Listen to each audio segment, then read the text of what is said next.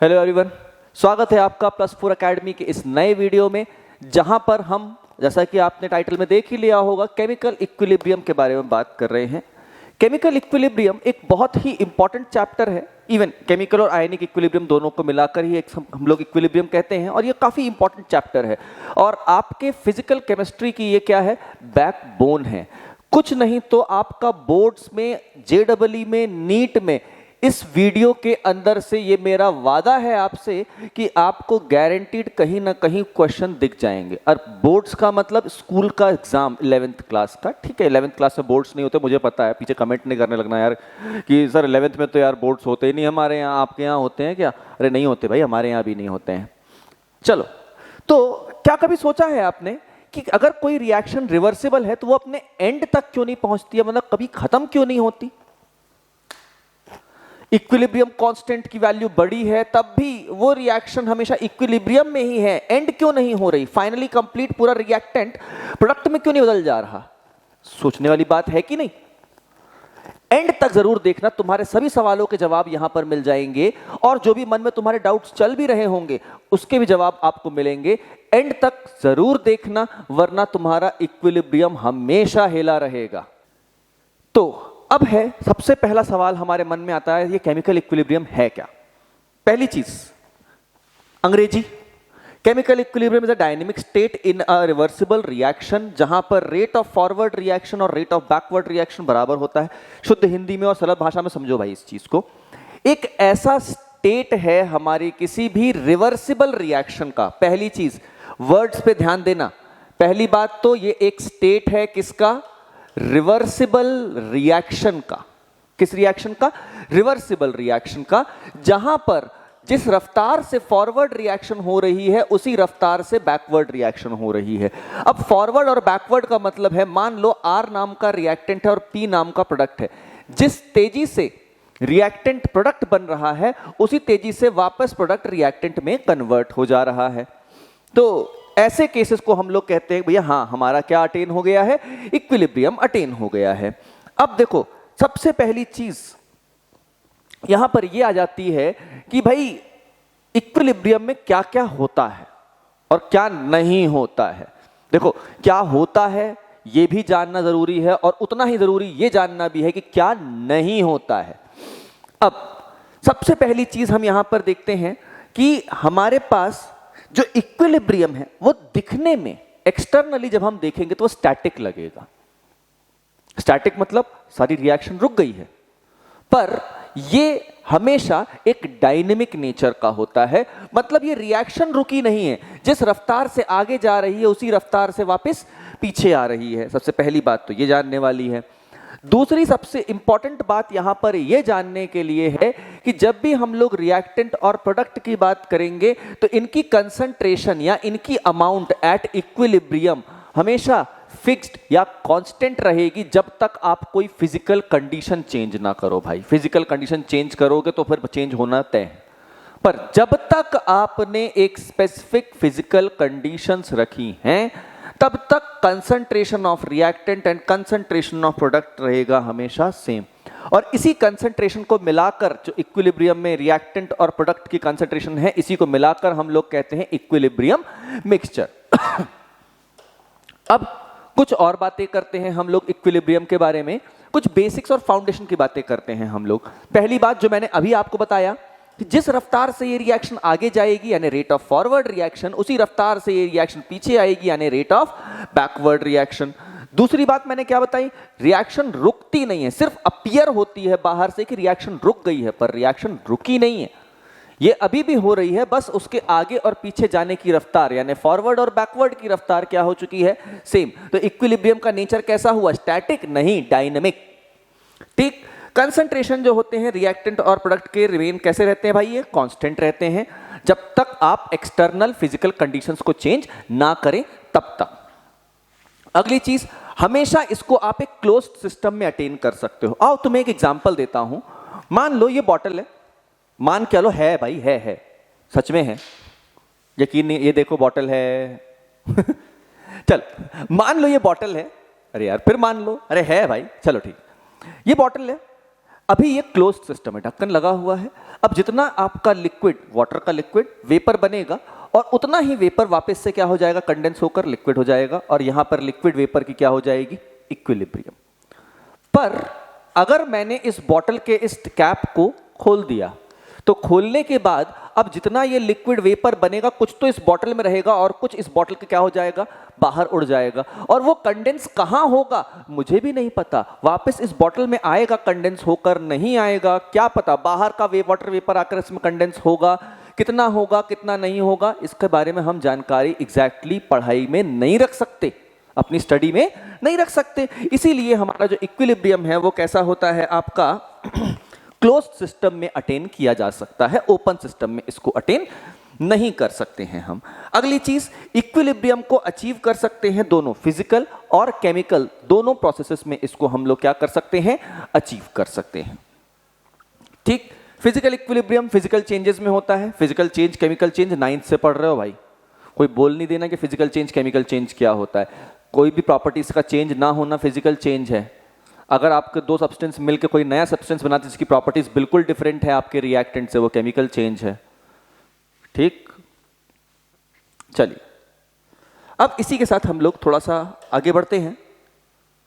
Basics की बातें कर ली, अब एक ग्राफ से समझते हैं। देखो, कंसंट्रेशन की बात करते हैं, यह है टाइम और यह है कंसंट्रेशन की excess. Time t is equal to 0 पे, अरे 0 ढंग से बन जाओ भाई, time t is equal to 0 पे सब कुछ क्या था, रिएक्टेंट और प्रोडक्ट कितना है, 0। टाइम के साथ रिएक्टेंट क्या हो रहा है, लगातार कम, और एक पॉइंट पर आकर क्या हो गया, ये कांस्टेंट हो गया। ऐसे ही टाइम के साथ प्रोडक्ट बढ़ रहा है और एक पॉइंट पे आकर ये भी क्या हो गया है, कांस्टेंट हो गया है। तो इसका मतलब हम ये कह सकते हैं कि भाई रिएक्टेंट की कंसंट्रेशन टाइम के साथ घटी, और वो कंसंट्रेशन गई तो गई कहां, यानी वो रिएक्टेंट कहां गया, चला गया, वो रिएक्टेंट प्रोडक्ट में तब्दील हो गया, प्रोडक्ट में बदल गया। और बदलने के बाद एक पॉइंट ऐसा आया जहां पर रिएक्टेंट और प्रोडक्ट दोनों का ग्राफ स्ट्रेट लाइन हो गया, मतलब उनकी कंसंट्रेशन कांस्टेंट हो गई, और ऐसे में हम कहेंगे कि भैया डायनेमिक इक्विलिब्रियम अटेन कर लिया गया है। डायनेमिक इक्विलिब्रियम क्या किया गया है, अटेन कर लिया गया है। ठीक, तो इस ग्राफ से भी हम लोग समझ सकते हैं। अच्छा हाँ, एक बात और, कई जगहों पर आपको एनसीईआरटी में एक ग्राफ ऐसा भी दिखेगा, मैं इसको थोड़ा सा मॉडिफाई कर रहा हूं, तुमको दिखाता हूं। कई जगहों पर ये ऐसा दिखेगा, ये रिएक्टेंट ऐसे ऊपर ऊपर चलेगा, प्रोडक्ट ऐसे नीचे नीचे चलेगा, दोनों आपस में कभी इंटरसेक्ट किए ही नहीं। ये भी ग्राफ सही है, जो ये बना हुआ है ये भी ग्राफ सही है। और ऐसे ही केस में एक ग्राफ ऐसा आ सकता है कि रिएक्टेंट ऐसे आए और ये रहा प्रोडक्ट, दोनों आपस में आके से मिल गए, तो ये तीनों ही ग्राफ सही हैं। मतलब इक्विलिब्रियम पे कंसंट्रेशन रिएक्टेंट और प्रोडक्ट की बराबर हो भी सकती है, नहीं भी हो सकती है, इससे कोई जबरदस्ती वाली बात नहीं है। बस हाँ, ध्यान क्या रखना है, बराबर हो या ना हो, लेकिन जो है फिक्स है, कांस्टेंट है। ठीक, चलिए आगे बढ़ते हैं। अब हम एक क्वेश्चन देखते हैं, बहुत बेसिक सा क्वेश्चन है। The extent of reaction in equilibrium varies with temperature, concentration, pressure या ऑल ऑफ दीज। तो सही जवाब इसका है ऑल ऑफ दीज। अरे टिक करने बोला तो आगे बढ़ जाते हो तुम, बहुत चालू हो रहे हो, बहुत तेज हो रहे हो। ऑल ऑफ दीज, तो भाई टेम्परेचर का चेंज करेंगे, कंसंट्रेशन चेंज करेंगे, प्रेशर चेंज करेंगे। एक्सटर्नल कंडीशंस यानी टेम्परेचर या प्रेशर चेंज करोगे तो भी आपका इक्विलिब्रियम पे फर्क पड़ता है। कंसंट्रेशन, एक्सटेंट ऑफ रिएक्शन, ये सब चीजें जो आपकी इक्विलिब्रियम पे होती है सब चेंज होने लगती हैं।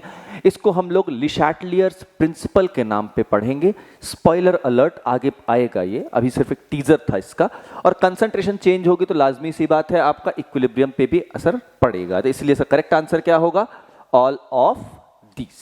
ठीक है, तो आगे बढ़ते हैं। अब हम लोग लॉ ऑफ मास एक्शन देखते हैं। लॉ ऑफ मास एक्शन, ये अब जैसे कि केमिकल इक्विलिब्रियम और आयनिक इक्विलिब्रियम क्या है, फिजिकल केमिस्ट्री की बैकबोन, वैसे ही law of mass action chemical equilibrium chapter की बैकबोन है। लगभग हर जगह यही लॉ लगता रहेगा। देने वालों का नाम है गुल्डबर्ग एंड वागे। इन्होंने ये कहा हुआ है, at any instant the rate of chemical reaction at a given temperature is directly proportional to the active masses of reactants or reacting substances at that instant. देखो बहुत बेसिक सा लॉ समझाता हूं, बहुत बेसिक भाषा में समझाता हूं कि जो भी हमारा जो रेट ऑफ रिएक्शन है वो किस पे डिपेंड करेगा, कंसंट्रेशन। देखो एक्टिव मासेस का मतलब कंसंट्रेशन का होता है, ठीक। तो रेट ऑफ फॉरवर्ड रिएक्शन ये डिपेंड करेगा, is proportional to concentration of reactants A और बी। जैसे ये रिएक्टेंट्स हैं, raise to the power small A and raise to the power small B. अच्छा, बैकवर्ड रिएक्शन जब पीछे की ओर आएगी तब ये हो जाएंगे हमारे रिएक्टेंट, और आर बी हमारा हो जाएगा प्रोपोर्शनल टू सी की पावर सी एंड डी की पावर डी। इसके बेसिस पे आगे एक क्वेश्चन कराऊंगा जिसमें आपको मैं काफी चीजें इसके बारे में समझाऊंगा। अभी लॉ ऑफ मास एक्शन पे फोकस करते हैं, और law of mass action simple भाषा में तुम्हें समझाऊं तो ये कहता है कि कंसंट्रेशन या active mass of products raise to the power of their stoichiometric coefficients upon concentration या active mass of reactant raise to the power of their stoichiometric coefficients, इनका जो रेशियो होता है जब तक फिजिकल कंडीशन सेम रहेंगी तब तक इनका रेशियो क्या रहेगा, सेम रहेगा, माने कि कांस्टेंट रहेगा। इसी को हम लोग कहते हैं इक्विलिब्रियम कांस्टेंट, वो भी इन terms of concentration. Equilibrium constant in terms of concentration. ये जो सी लगा हुआ है, इस सी का मतलब ही है, सबस्क्रिप्ट में आपको देख रहे होंगे यहां पर, ये देखिए सी दिख रहा है, इसका मतलब ही है इन टर्म्स ऑफ कंसंट्रेशन। तो अब आपके मन में सवाल आएगा, सर किसी और के टर्म्स में भी बात करते हैं? बिल्कुल बात करते हैं भाई।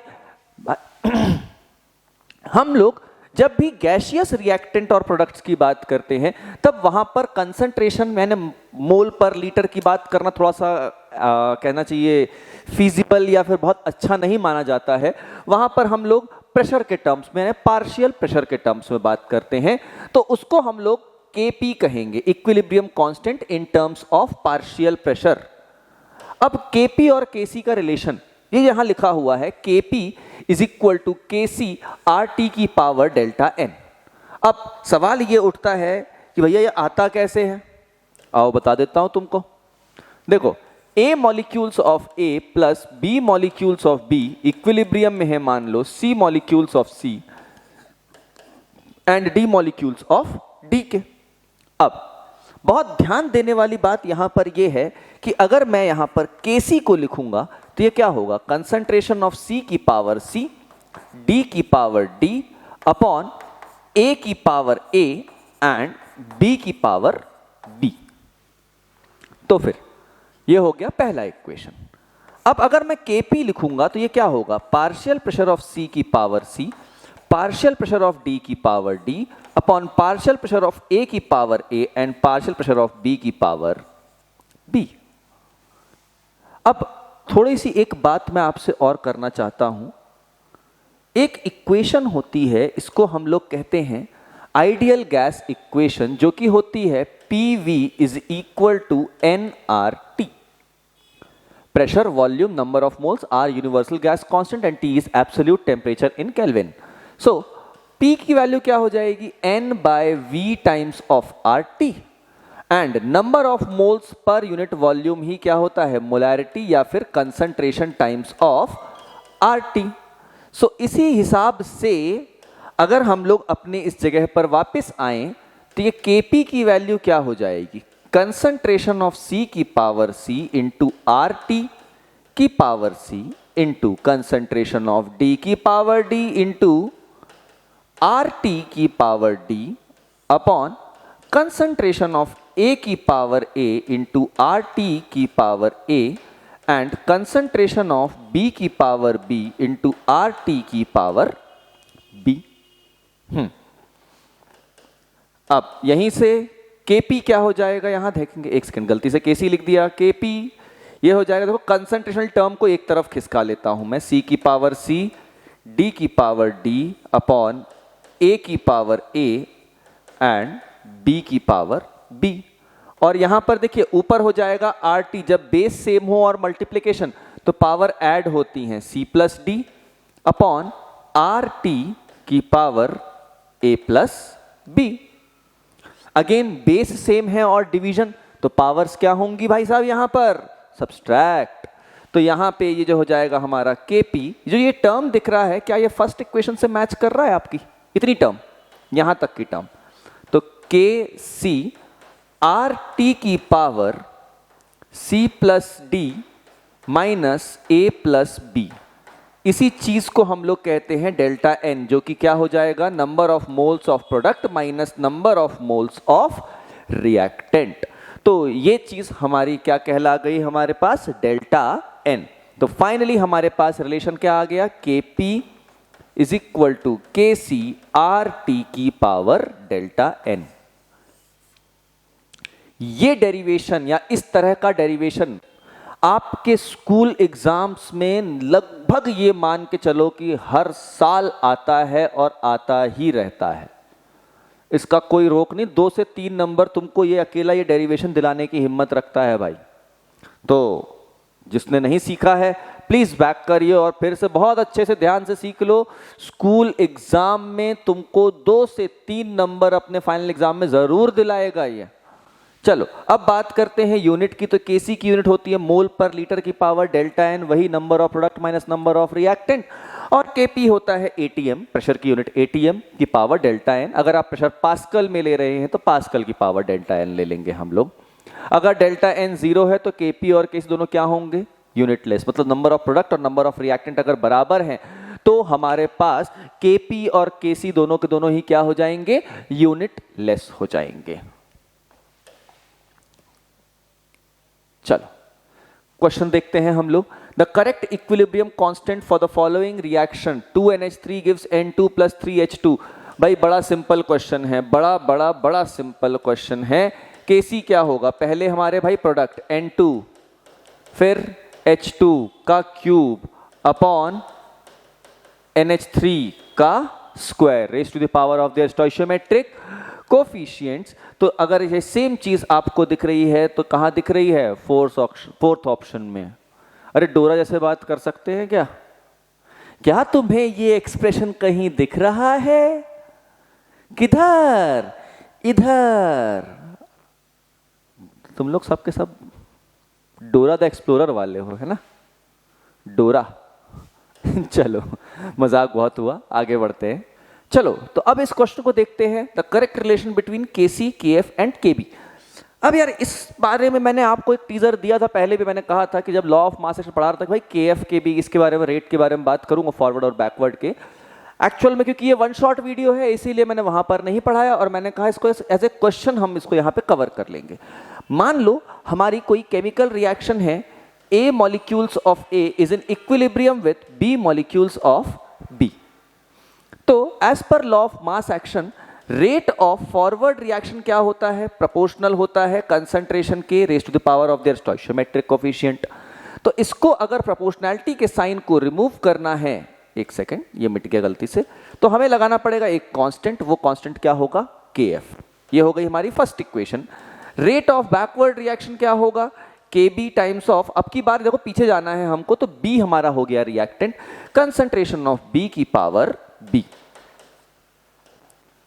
अब क्योंकि हम बात कर रहे हैं इक्विलिब्रियम की, एट इक्विलिब्रियम, तो रेट ऑफ फॉरवर्ड किसके बराबर है, रेट ऑफ बैकवर्ड के। अब तो इस हिसाब से क्या हो जाएगा, KF times concentration of A की power A is equal to KB times concentration of B की पावर B। ध्यान से देखना, बहुत ध्यान से। तो यहां पे क्या हो जाएगा, KF upon KB is equal to concentration of B की power B upon concentration of A की पावर A, जो कि किसके बराबर है, यही तो KC कहलाता है। तो इसीलिए हमारे पास KC की वैल्यू क्या आ गई, KF अपॉन KB। तो KC is equal to KF upon KB। आगे बढ़ते हैं अब हम लोग। अब हम लोग अगली बात करते हैं इक्विलिब्रियम के टाइप्स की, कितने तरह के इक्विलिब्रियम होते हैं।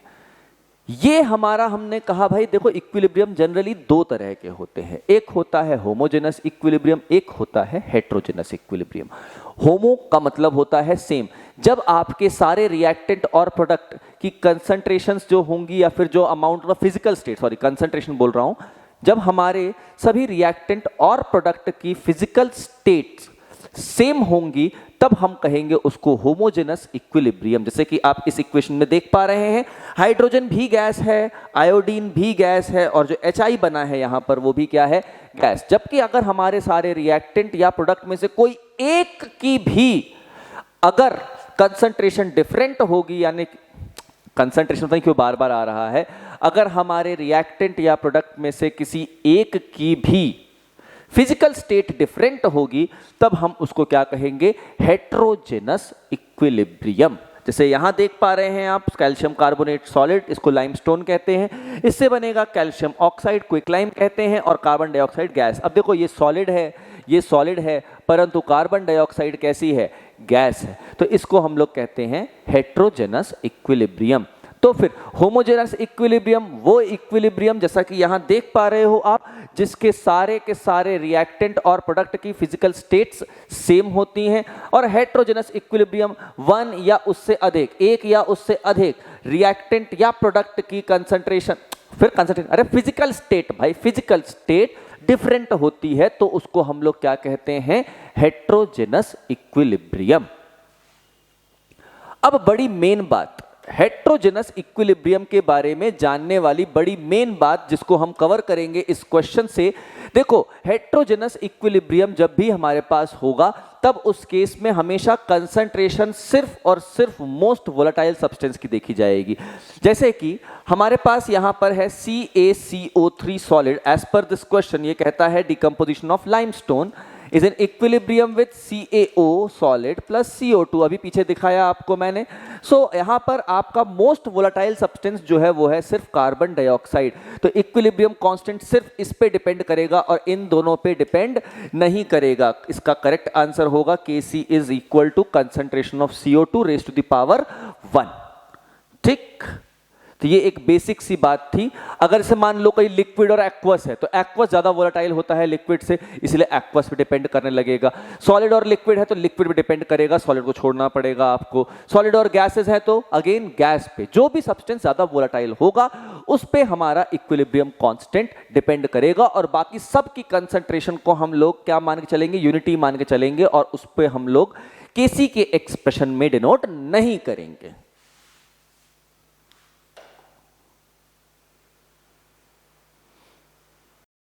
अब हम लोग आते हैं हमारे इक्विलिब्रियम कांस्टेंट Kc के इंपॉर्टेंट फीचर्स पे। इक्विलिब्रियम कांस्टेंट के क्या करते हैं हम लोग, इंपॉर्टेंट फीचर्स समझते हैं कि यार कब इक्विलिब्रियम कांस्टेंट लगाना है और कब इसकी वैल्यू किस तरीके से वेरी या चेंज करती है। तो देखो, सबसे पहली चीज क्या होती है यहां पर, ये सिर्फ और सिर्फ तभी वैलिड है जब हमारा इक्विलिब्रियम अटेन हो गया हो, वरना कुछ और देखना पड़ेगा हमको, QC देखना पड़ेगा, अभी आगे दिखाऊंगा आपको मैं। पर जब तक हमारा इक्विलिब्रियम अटेन ना हो गया हो, जब तक हमारी रेट ऑफ फॉरवर्ड और rate of backward reaction same ना हो, या फिर मैं यूं कहूं कि जब तक हमारी कंसंट्रेशंस जो है वो कांस्टेंट ना हो गई हो, तब तक हम लोग इक्विलिब्रियम कांस्टेंट को नहीं यूज करेंगे। पहली सबसे बड़ी चीज होती है। दूसरी चीज ये होती है कि इक्विलिब्रियम कांस्टेंट को इनिशियली आपने कितनी कंसंट्रेशन ली थी, इससे कोई फर्क नहीं पड़ता है। आपकी इनिशियल कंसंट्रेशन क्या थी रिएक्टेंट की, इससे इक्विलिब्रियम कांस्टेंट को कोई मतलब ही नहीं है। तीसरी चीज क्या होती है, ये टेम्परेचर, प्रेशर यानी एक्सटर्नल फिजिकल कंडीशंस पे ये वैल्यू डिपेंड करती है और करती ही है।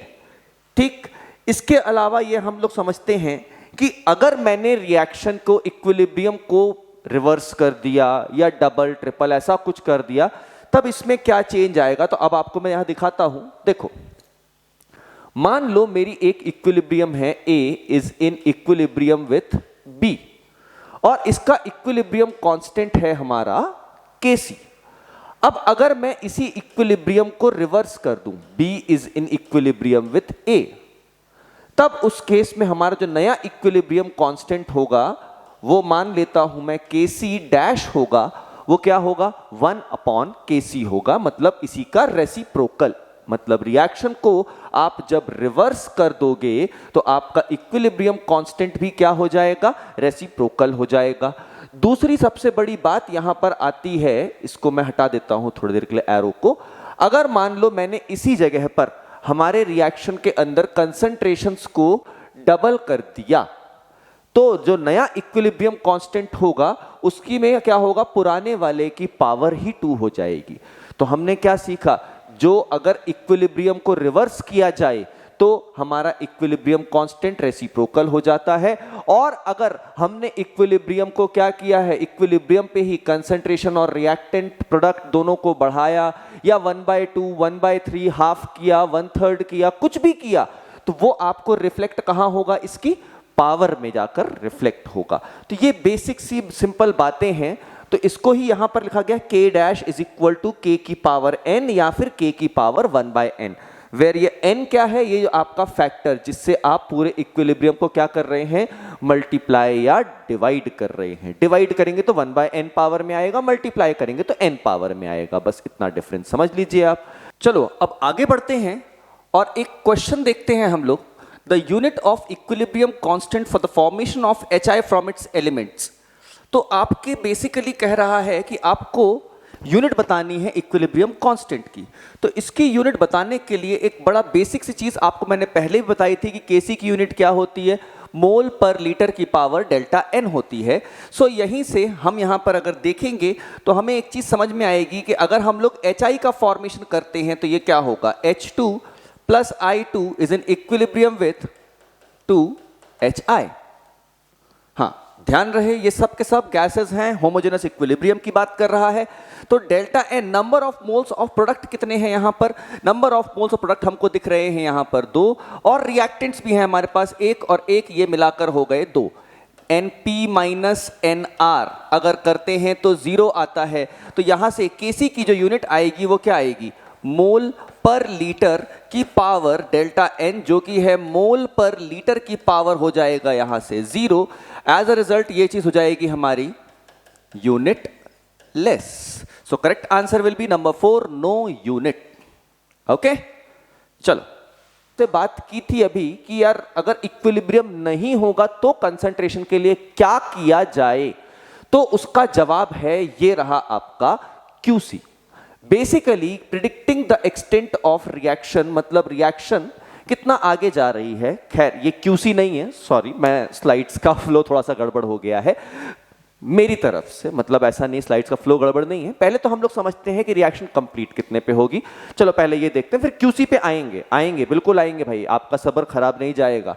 चलो पहली चीज बात करते हैं हम लोग, रिएक्शन का एक्सटेंट कितना होगा, मतलब कितनी ज्यादा रिएक्शन में कंसंट्रेशन होगी रिएक्टेंट की या प्रोडक्ट की, मतलब किस लेवल तक हमारी रिएक्शन चलेगी। तो उसके लिए सबसे पहली चीज, अगर Kc की वैल्यू बहुत बड़ी है, यानी कि अगर Kc greater much greater than 1 है, नॉर्मली हम कहें तो 10 की पावर 3 से अगर बड़ा चला जाता है हमारा Kc, तो इसका मतलब रिएक्शन जो है वो नियरली कंप्लीट होने वाली थी। इस केस में जो प्रोडक्ट्स की कंसंट्रेशन है वो बहुत ज्यादा है एज कंपेयर टू जो रिएक्टेंट की कंसंट्रेशन है, जो कि काफी ज्यादा यहां पर क्या होगी, कम होगी। अगर Kc बहुत छोटा है, एक नंबर दे देता हूं आपको मैं, 10 की पावर -3 से भी छोटा है, इसका मतलब रिएक्शन शुरू होते ही इक्विलिब्रियम में आ गई। इसका बहुत सरल सा मतलब ये निकलता है कि जब भी हमारा जो रिएक्टेंट है उसने रिएक्शन शुरू की और तुरंत ही इक्विलिब्रियम में आ गया, प्रोडक्ट बहुत खास नहीं बन पाया, सारा का सारा कंसंट्रेशन किसका है, हमारा रिएक्टेंट का कंसंट्रेशन है, और प्रोडक्ट लगभग नेग्लिजिबल है हमारा। अब अगर ये आपकी रिएक्शन की रेंज 10 की पावर -3 से 10 की पावर 3 के बीच में चलती है, इसका मतलब ये कहीं बीच में इक्विलिब्रियम आया है, कंसिडरेबल अमाउंट है हमारी रिएक्टेंट का भी और प्रोडक्ट का भी, मतलब सफिशिएंट अमाउंट है यहां पर। तो सिंपल सी बात है, Kc को मैं 3 हिस्सों में यहां बांट देता हूं, Kc। अगर Kc 10 की पावर 3 से बड़ा है, इसका मतलब रिएक्शन नियर एंड तक पहुंच चुकी है, प्रोडक्ट ज्यादा है एज कंपेयर टू रिएक्टेंट। अगर Kc 10 की पावर -3 तक छोटी है, तब ये रिएक्शन स्टार्ट पे ही क्या हो गया है, इक्विलिब्रियम पे आ गया है, इसका मतलब रिएक्टेंट बहुत ज्यादा है एज कंपेयर टू प्रोडक्ट। और अगर यही Kc की वैल्यू 10 की पावर -3 से 10 की पावर यानी इन दोनों के बीच में चल रही है, मतलब अब यहां पर हमारे पास क्या है, कंसिडरेबल अमाउंट है रिएक्टेंट का और प्रोडक्ट का। मैंने कहा कंसिडरेबल, भाई साहब इक्वल नहीं, गलती मत कर देना कि अरे बराबर है, अरे जरूरी नहीं है बराबर हो। हाँ ये है कि ठीक ठाक अमाउंट आपको मिलेगी रिएक्टेंट की भी और प्रोडक्ट की भी, बस इतनी सी कहानी है।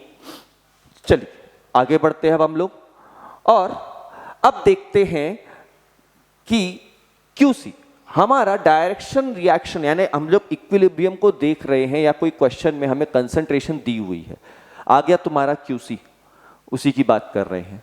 तो हम उस जगह पर डिसाइड कैसे करेंगे कि अभी इस पॉइंट पे, इस गिवन कंसंट्रेशन वैल्यूज पे हमारा रिएक्शन अभी फॉरवर्ड जाना चाहिए या बैकवर्ड आना चाहिए? ये कैसे डिसाइड होगा? कौन डिसाइड करेगा इसको? जनता जानना चाहती है, तो भाई जनता बताता हूं, सुनो। इसको डिसाइड करने के लिए हमारे को जानना होता है रिएक्शन कोशंट। रिएक्शन कोशंट को हम लोग QC से रिप्रेजेंट करते हैं। अब यहां पर होता क्या है, QC कब लिया जाता है? देखो, जब रेट ऑफ फॉरवर्ड रिएक्शन और rate of backward reaction equal है, मतलब इक्विलिब्रियम अटेन हो चुका है, तब जो आप लॉ ऑफ मास एक्शन लगाते हैं, कंसंट्रेशन ऑफ प्रोडक्ट्स की पावर बेसिकली मैं B बोल दूं और रिएक्टेंट की पावर A, जो ये हम लॉ ऑफ मास एक्शन लगाते तब हमको KC देता है। पर अगर किसी केस में हमारे पास रेट ऑफ फॉरवर्ड और रेट ऑफ बैकवर्ड बराबर नहीं है और हम लॉ ऑफ मास एक्शन लगाते हैं, तो हमें यहां पर क्या मिलता है? QC, रिएक्शन कोफिशिएंट मिलने या कोशंट मिलने के काम हो जाते हैं। अब यहां पर रिएक्शन कोशंट को आप कंपेयर करेंगे, किससे कंपेयर करेंगे भाई? इसको आप कंपेयर करेंगे कि भाई उस रिएक्शन कोशंट की वैल्यू इक्विलिब्रियम कांस्टेंट KC के कंपैरिजन में कैसी है। अब देखो, तीन बातें हो सकती हैं, या तो ये KC के बराबर होगी, या KC से छोटी होगी, या KC से बड़ी होगी। अब देखो, एक ग्राफ के थ्रू भी, अरे यार गलत खुल गया, एक सेकंड, या फिर यहां पर हम लोग देखते हैं, अगर मान लो QC और KC बराबर हैं, गलत टिक हो गया था, अगर QC और KC बराबर हैं, ऐसे केस में कोई रिएक्शन नहीं होगी, आप इक्विलिब्रियम पे अटेन कर चुके हैं, इक्विलिब्रियम पे पहुंच चुके हैं, बधाई हो। असली कहानी तो इन दो पॉइंट्स में आती है, अगर QC KC से बड़ा है या छोटा है। अगर QC जो है वो KC से बड़ा है, इसका मतलब बहुत सिंपल है कि प्रोडक्ट जो इक्विलिब्रियम में था उससे कहीं ज्यादा है। ठीक, तो प्रोडक्ट को इक्विलिब्रियम की मात्रा में लाने के लिए कम होना पड़ेगा। कम होना पड़ेगा मतलब रिएक्शन कैसी जाएगी भाई? बैकवर्ड जाएगी। तो अगर QC is greater than KC, ये राइट टू लेफ्ट जाएगी हमारी इक्विलिब्रियम, मतलब इक्विलिब्रियम विल शिफ्ट बैकवर्ड या reaction will shift backward to attain equilibrium. बहुत करेक्ट वर्ड इसका ये होगा, करेक्ट सेंटेंस। अब अगर QC KC से कम है, इसका बिल्कुल सिंपल सा मतलब है कि प्रोडक्ट्स जो हैं वो काफी कम हैं, जो इक्विलिब्रियम में हमारे होने चाहिए थे उससे काफी कम है। सो एज अ रिजल्ट यहां पर रिएक्शन जो होगी वो लेफ्ट से राइट यानी कि फॉरवर्ड मूव करेगी। तो सिंपल सी बात, अगर QC और KC में QC छोटा है, KC बड़ा है, तो रिएक्शन रिएक्टेंट से प्रोडक्ट की ओर जाएगी। अगर दोनों बराबर हैं तो इक्विलिब्रियम अटेन हो चुका है एट इक्विलिब्रियम, और अगर QC KC से बड़ा हो गया तो रिएक्शन क्या जाएगी? बैकवर्ड जाएगी, प्रोडक्ट से रिएक्टेंट वापस बनेगा। इस ग्राफ को अगर आप अपने दिमाग में बसा लोगे तो स्कूल के आपके लगभग मैं कहता हूं majority of the school exams में ये चीज MCQ में या फिर कहीं ना कहीं क्वेश्चंस में आपको देखने को 100% मिलती है। चल आगे देखते हैं हम relation between KC, QC and delta G। देखो, डेल्टा G थर्मोडायनेमिक्स से जोड़ा गया है यहां पर। अब भाई रिएक्शन है तो रिएक्शन में यार एनर्जी की बात होगी, एनर्जी की बात होगी तो थर्मोडायनेमिक्स तो आएगा ही आएगा। आप थर्मोडायनेमिक्स से भागकर रिएक्शन की बात नहीं कर सकते हो। ठीक, तो एक सिंपल सा इक्वेशन या फिर मैं कह सकता हूं एक सिंपल सा हमारा यहां रिलेशन होता है, डेल्टा G यानी गिब्स फ्री एनर्जी का change is equal to standard Gibbs free energy का change plus RT ln QC। ln is natural log. अब अगर मैं बात करता हूं इक्विलिब्रियम, इक्विलिब्रियम मतलब कोई भी नेट रिएक्शन नहीं हो रही है, जिस रफ्तार से फॉरवर्ड हो रही है उसी रफ्तार से बैकवर्ड, तो कोई भी नेट रिएक्शन एज सच नहीं हो रही है, कंसंट्रेशन में चेंज नहीं आ रहा है। एज अ रिजल्ट QC तो KC के बराबर होगा, पीछे अभी पढ़ाया मैंने, और डेल्टा G की वैल्यू क्या हो जाएगी यहीं से 0। अगर डेल्टा G की वैल्यू 0 तो delta G not standard Gibbs free energy क्या होगी, minus of RT ln KC। अब डेल्टा G नॉट, अगर देखो भाई ये सब आपने थर्मोडायनेमिक्स से पढ़ा भी होगा और नहीं पढ़ा होगा तो अभी अगला शॉर्ट डाल दूंगा मैं, आप कमेंट कर देना भाई, जो भी आपको अगला शॉर्ट चाहिए जिस चैप्टर का आप कमेंट करो, आपको मिल जाएगा, 100% मिल जाएगा। Delta G not less than अगर 0 है मतलब हमारी रिएक्शन कैसी है, स्पॉन्टेनियस, मतलब हमारा जो इक्विलिब्रियम है वो फॉरवर्ड बहुत इजीली शिफ्ट होगा और प्रोडक्ट काफी सिग्निफिकेंट अमाउंट में या फिर अच्छी खासी मात्रा में बनेंगे। अगर delta G not greater than 0 है मतलब रिएक्शन नॉन स्पॉन्टेनियस है, अपने आप नहीं होगी, इसको फिजिकली बाहर से कोई ना कोई टेम्परेचर या प्रेशर या एक्सटर्नल कंडीशंस देनी पड़ेंगी। सो ऐसे केस में ये प्रोसेस कहलाती है नॉन स्पॉन्टेनियस, और ऐसे केसेस में क्या होगा, रिएक्शन शुरू होगी और बिल्कुल जस्ट शुरुआत में या थोड़ा बहुत आगे बढ़ के ही ये इक्विलिब्रियम में आ जाएगी। एज अ रिजल्ट हम ये समझ के चलें कि भैया प्रोडक्ट्स जो फॉर्म होंगे वो क्या होंगे, काफी लेस अमाउंट में होंगे। सिंपल सा फंडा बताऊं तो रिएक्शन शुरू हुई और अगर जस्ट थोड़ी देर में ही इक्विलिब्रियम में आ गई, यानी KC लेस देन 10 की पावर -3, अभी बताया था मैंने आपको, तो यहाँ पे डेल्टा G कैसा हो जाएगा, पॉजिटिव हो जाएगा। और अगर आपका 10 की पावर 3 से बड़ा है या 10 की पावर 3 तक है मतलब आपका ये कैसा हो जाएगा, स्पेसिफिक अच्छी खासी अमाउंट में आपके प्रोडक्ट बनना चालू हो जाएंगे। ठीक, चलिए आगे बढ़ते हैं। चलो अब आगे बढ़ते हैं हम लोग डिग्री ऑफ डिसोसिएशन पे। JEE और नीट वालों, यहीं पे तुम्हारा कैलकुलेटर फेल हो जाएगा, कैलकुलेटर छूट जाएगा।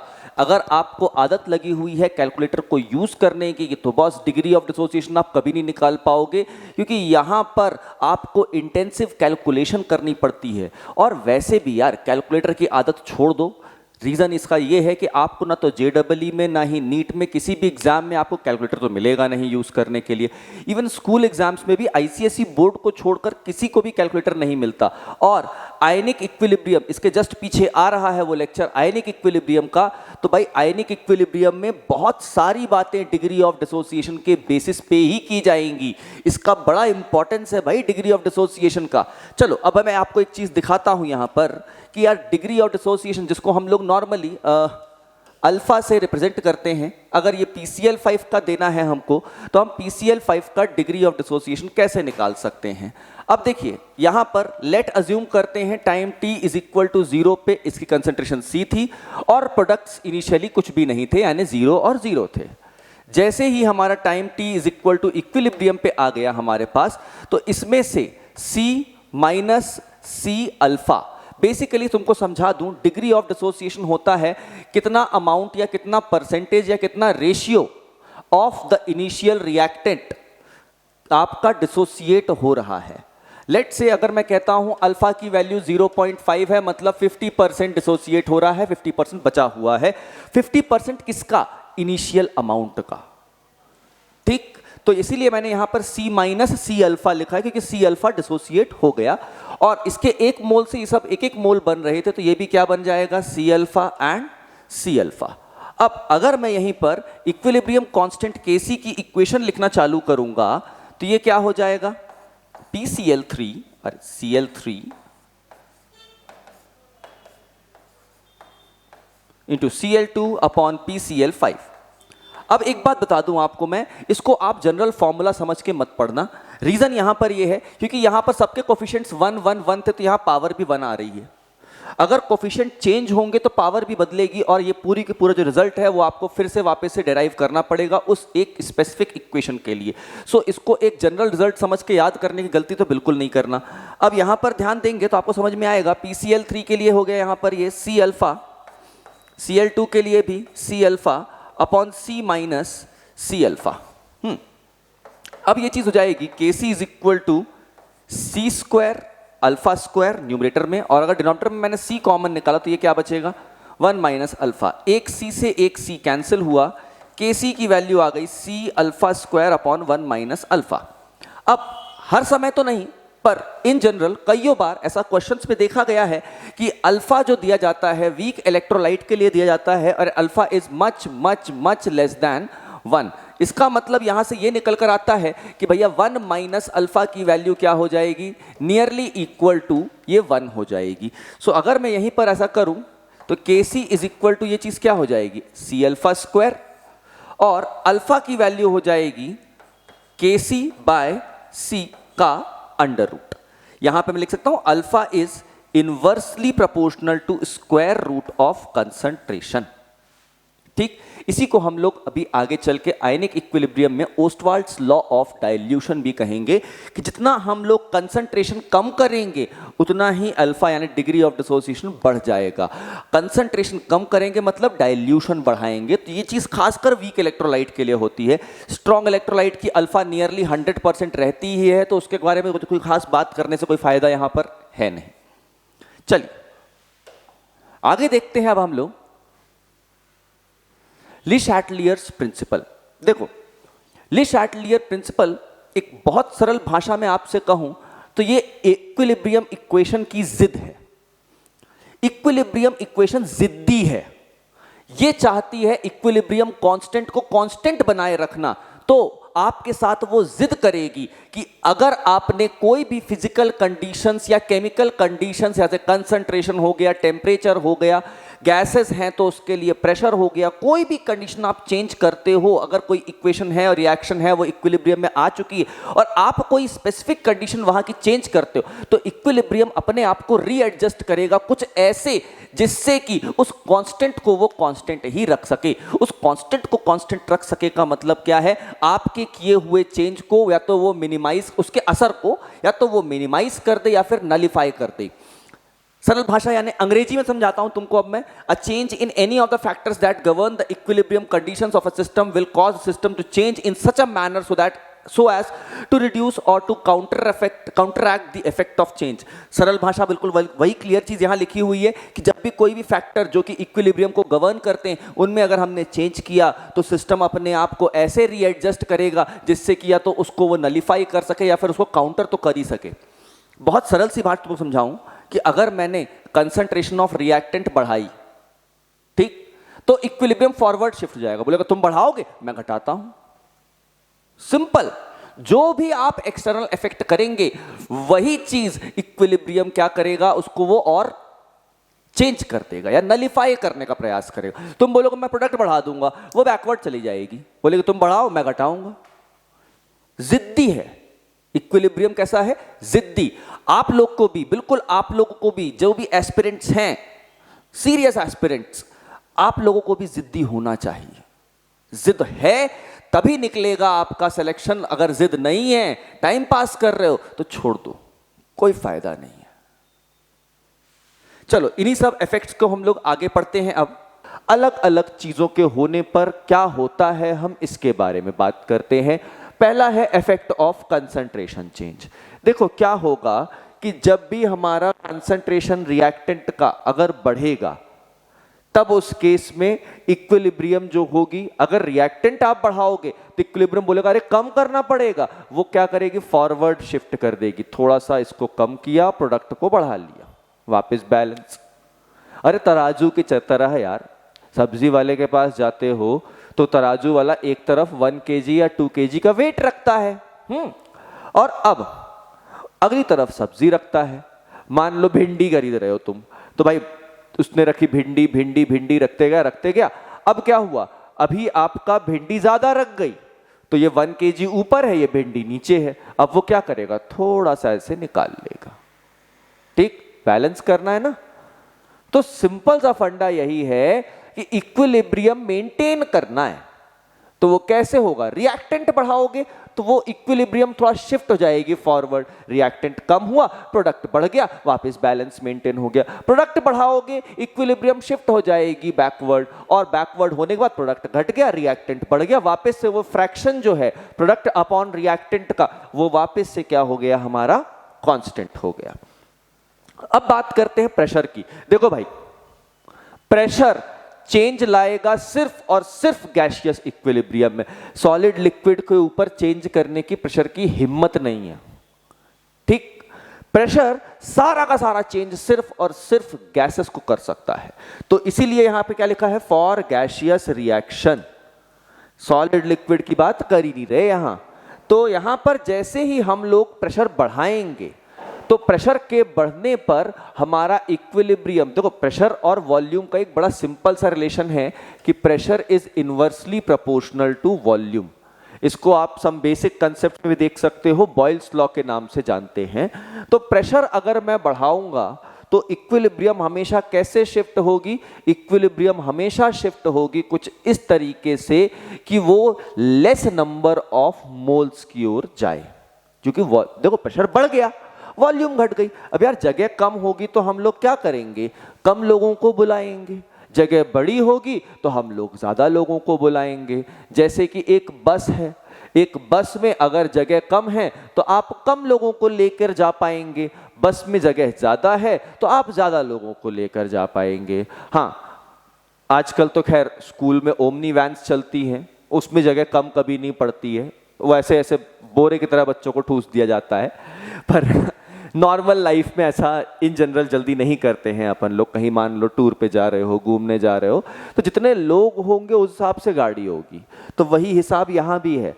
अगर हमने प्रेशर बढ़ाया तो वॉल्यूम घट गई, तो उसके हिसाब से हम लेस नंबर ऑफ मोल्स जहां भी होगा इक्विलिब्रियम उधर की ओर शिफ्ट कर देंगे। अगर प्रेशर कम किया तो वॉल्यूम बढ़ गई, तो जहां मोर नंबर ऑफ मोल्स होगा हम लोग इक्विलिब्रियम को उस दिशा में यानी उस डायरेक्शन में शिफ्ट कर देंगे। अब यहाँ कोई फिक्स नहीं है कि मतलब फॉरवर्ड होगी या बैकवर्ड। अब देखो एक छोटा सा मैंने प्रयास किया हुआ है कि इसको मैं आपको एक जनरलाइज्ड वे में बता सकूं। जैसे देखो, अगर delta N is equal to 0 है तो यहां पर इनर्ट गैस का कोई भी इफेक्ट नहीं होगा। मतलब अगर वॉल्यूम रिएक्टेंट और प्रोडक्ट की बराबर है, सॉरी प्रेशर का भी, सॉरी इनर्ट गैस तो भी अगला टॉपिक है, प्रेशर का भी ना कोई खास फर्क नहीं पड़ेगा। ठीक, अगर डेल्टा एन ग्रेटर देन 0 है इसका मतलब प्रोडक्ट ज्यादा है, प्रोडक्ट के मोल ज्यादा है, रिएक्टेंट के मोल कम है। ठीक, तो अगर प्रोडक्ट के मोल ज्यादा, प्रेशर बढ़ाने पर क्या होगा, इक्विलिब्रियम रिएक्टेंट यानी बैकवर्ड की ओर शिफ्ट होगी। और अगर डेल्टा एन लेस देन 0 है इसका मतलब यहां पर रिएक्टेंट ज्यादा है, तो प्रेशर बढ़ाने पर इक्विलिब्रियम फॉरवर्ड शिफ्ट होगा। जो हाल प्रेशर के बढ़ाने का होता है वही सेम हाल एडिशन ऑफ इनर्ट गैस का होता है। प्रेशर कांस्टेंट ही रखा गया, पर इनर्ट गैस देखो क्या करेगी। इनर्ट गैस इज लाइक वो सामान जो आपकी सीट पर रखा हुआ है, जगह घेर रहा है, पर क्या वो सामान आपके साथ टूर पे कुछ घूमने जा रहा है? नहीं, वो सिर्फ आपकी यूटिलिटी के लिए है। तो वैसे ही जो इनर्ट गैस है वो उस वेसल में सिर्फ पड़ी हुई है, वो रिएक्ट नहीं कर रही, पर क्या खा जा रही, जगह तो खा रही है ना। इसीलिए यहां पर भी अगर मैं बात करता हूं इनर्ट गैस मैंने ऐड कर दिया, मतलब कुल मिला के मैंने वॉल्यूम कम कर दिया फॉर द रिएक्शन या फॉर द इक्विलिब्रियम। तो वॉल्यूम कम किया मतलब प्रेशर बढ़ चुका है। तो इनर्ट गैस को ऐड करना का मतलब सिंपल सा यही होता है कि हमने प्रेशर बढ़ाया है या फिर इनर्ट गैस ऐड किया है।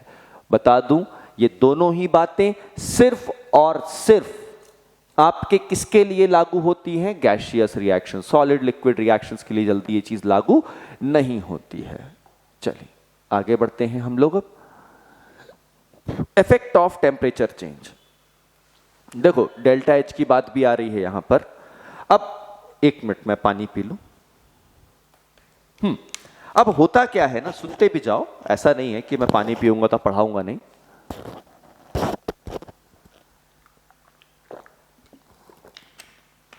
होता क्या है, अगर मेरी रिएक्शन एक्सोथर्मिक है, मतलब वो हीट रिलीज करना चाहती है, तुमने टेम्परेचर बढ़ाया मतलब हीट बाहर से दे दी, तो यहां पर कहानी बड़ी बेसिक सी हो जाएगी कि हम टेम्परेचर बढ़ा रहे हैं, रिएक्शन खुद फॉरवर्ड जाकर भी टेम्परेचर बढ़ाती है।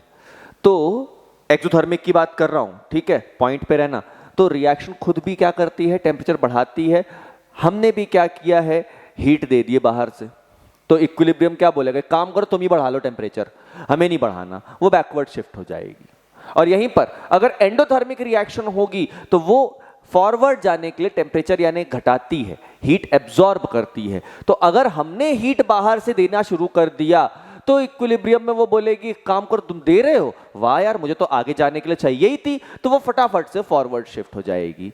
बिल्कुल सिंपल काम। और जस्ट इसका उल्टा होगा, टेम्परेचर कम करने पर एक्सोथर्मिक हीट रिलीज करती है, तो जैसे ही मैं टेम्परेचर कम करूंगा तो वो बोलेगी अरे तुम कम कर रहे हो, मैं बढ़ा के दिखाती हूं, भाई मेरे को तो अपनी कंडीशन मेंटेन करनी है, इक्विलिब्रियम मेंटेन करना है, तो वो फॉरवर्ड शिफ्ट हो जाएगी। तो एंडोथर्मिक में तुम घटाओगे, बोलेगा अरे ये तो मेरा काम था यार, मैं forward as a endothermic reaction, जब मैं फॉरवर्ड रिएक्शन करता हूं तब मैं टेम्परेचर बाहर से एब्जॉर्ब करता हूं, हीट एब्जॉर्ब करता हूं, तो टेम्परेचर कम करता हूं मैं। अब तुम खुद ही कम कर दे रहे हो, ए बैकवर्ड चलो चलो चलो बैकवर्ड चलो, ऐसे काम होता है। ठीक, अब कैटलिस्ट देखो, कैटलिस्ट आप सभी ने कैटलिस्ट के बारे में बचपन से पढ़ा है कि catalyst are those reagents which only speeds up the reaction, ये सिर्फ रिएक्शन की रफ्तार को बढ़ाते हैं without taking part in the reaction. ये आपके ना तो रिएक्टेंट के साइड लिखे जाते हैं ना प्रोडक्ट, ये एरो के ऊपर रहते हैं। तो इक्विलिब्रियम में भी क्या करेगा, इक्विलिब्रियम को जल्दी अटेन करवाएगा हमारा कैटलिस्ट। इसके अलावा कैटलिस्ट का कोई भी काम नहीं है, ना तो ये रिएक्शन को फॉरवर्ड एक्स्ट्रा बढ़ाएगा, ना ये बैकवर्ड बढ़ाएगा, ना ये इक्विलिब्रियम को शिफ्ट करेगा, कुछ नहीं करेगा। सिर्फ ये इक्विलिब्रियम को जल्दी अटेन करवाने में हमारी मदद करेगा, बस इतना सा काम है कैटलिस्ट का। इसके करता कैसे है, एक्चुअली क्या होता है, जब भी रिएक्शन होता है तो देखो बहुत सिंपल सा फंडा होता है, पुराने बॉन्ड्स टूटते हैं, नए बॉन्ड्स बनते हैं। तो पुराने बॉन्ड्स को टूटने में जो एनर्जी लगती है वो एनर्जी आपको पहले देनी पड़ेगी, फिर नए बॉन्ड्स बनने पे जो एनर्जी रिलीज होगी वो वापस से रिलीज हो जाएगी। अब यहाँ पर है क्या कि कैटलिस्ट लगाते हैं, तो कैटलिस्ट क्या करता है, पुराने बॉन्ड्स को तोड़ने में आसानी कर देता है, यानी कि एक्टिवेशन एनर्जी, इसी टर्म को, जो लगने वाली एनर्जी है, इसी टर्म को कहते हैं एक्टिवेशन एनर्जी, और इसी एक्टिवेशन एनर्जी को वो क्या कर देता है, कम कर देता है। तो एज अ रिजल्ट क्या होता है, पुराने बॉन्ड बहुत जल्दी और बहुत आसानी से टूट जाते हैं, इसीलिए रिएक्शन थोड़ी सी फास्ट हो जाती है। बस इतना ही काम है। तो इक्विलिब्रियम जहां अटेन जिस कंसंट्रेशन पे होता था उसी कंसंट्रेशन पे अटेन होगा, बस थोड़ा जल्दी हो जाएगा अटेन, इससे ज्यादा और कुछ नहीं। तो अब हम लोग आगे बढ़ते हैं, जैसा कि मैंने आपको सब कुछ पढ़ा दिया है। अब जरा इन्हीं सभी चीजों जो हमने पढ़ी हैं उनको एक बार क्वेश्चंस में अप्लाई करके देखते हैं। अब जैसे कि हमारा ये रहा पहला क्वेश्चन, ये आपकी एनसीईआरटी से लिया हुआ है और बहुत बेसिक क्वेश्चन है, स्कूल एग्जाम्स में बहुत ज़्यादा पूछा जाता है। आपका ये क्वेश्चन है, reaction N2 + 3H2 is in equilibrium with 2NH3। आपको बताया गया है Kp की वैल्यू कितनी ले ली गई है, 4 ले ली गई है। बताइए Kc की वैल्यू क्या होगी एट 300 केल्विन। सो भाई इसको निकालने के लिए सबसे पहला जो हमने जो रिलेशन पढ़ा हुआ था वो क्या पढ़ा हुआ था, Kp is equal to Kc RT की पावर डेल्टा n। पहले हम लोग यहां पर डेल्टा n निकाल लेते हैं, ये क्या होगा, number of moles of product minus number of moles of reactant. अब जरा ध्यान से देखिए, प्रोडक्ट के नंबर ऑफ मोल्स कितने हैं, 2, रिएक्टेंट में कितने हैं, 1 यहां पर, 3 यहां पर, कुल मिलाकर ये गिनती कितनी हो गई, 4। डेल्टा n की वैल्यू क्या आ गई हमारी, -2। तो यहां पर ये Kp की वैल्यू जो कि दी हुई है 4, Kc हमको निकालना है, R पता नहीं, अभी लगाते हैं देखते हैं क्या होगा, और टेम्परेचर है 300 केल्विन और डेल्टा n हो गया -2। यहीं पर कई बार आपको कंफ्यूज करने के लिए टेम्परेचर सेल्सियस में दिया जाएगा। ध्यान रहे केमिस्ट्री के अंदर जब भी आप टेम्परेचर लेंगे तो हमेशा किस में लेंगे, केल्विन में लेंगे। अब सबसे पहली चीज यहां पर आती है कि सर R की वैल्यू क्या लें, R तो यूनिवर्सल गैस कांस्टेंट है, पर वो यूनिवर्सल गैस कांस्टेंट इतना भी कांस्टेंट नहीं है, उसकी 3 वैल्यू है। अब उन 3 में से कौन सी वैल्यू लेनी चाहिए, तो सबसे पहली चीज R की 3 वैल्यू है, मैं बहुत बेसिक तरीके से तुमको समझा रहा हूं, बहुत बेसिक तरीके से। एक वैल्यू R की 8.314 होती है, एक वैल्यू 0.082 होती है, और एक R की वैल्यू 1.98 नियरली 2 ले ली जाती है। तो देखो जहां पर आपको किसी भी रिएक्शन के अंदर या किसी भी क्वेश्चन में सारी यूनिट्स SI चल रही हो, और याद रहे SI का मतलब स्टैंडर्ड यूनिट्स, मतलब फिक्स्ड अमाउंट ऑफ सब्सटेंस के लिए मोल तो ठीक है, वॉल्यूम के लिए लीटर नहीं चलेगा, वॉल्यूम के लिए मीटर क्यूब SI यूनिट चलेगी आपकी। टेम्परेचर केल्विन, प्रेशर पास्कल ना कि ATM। प्रेशर किस में होना चाहिए, पास्कल ना कि एटीएम, तब ऐसे केस में आप R की वैल्यू 8.314 लेंगे। जब आपको प्रेशर एटीएम में चल रहा हो, वॉल्यूम लीटर में चल रही हो, जो कि नॉर्मली होता है, तो आप R की वैल्यू 0.082 लेंगे। और जब आपको प्रेशर इनटू वॉल्यूम को मिलाकर एज अ एनर्जी दिया जाए और कैलोरीज में बात करने लगेगा, तब आप R की वैल्यू 2 यूज करेंगे। नॉर्मली यहां पर देखा जाए, अगर कुछ ना दिया हो तो इक्विलिब्रियम के अंदर मोल पर लीटर और एटीएम चलता रहता है।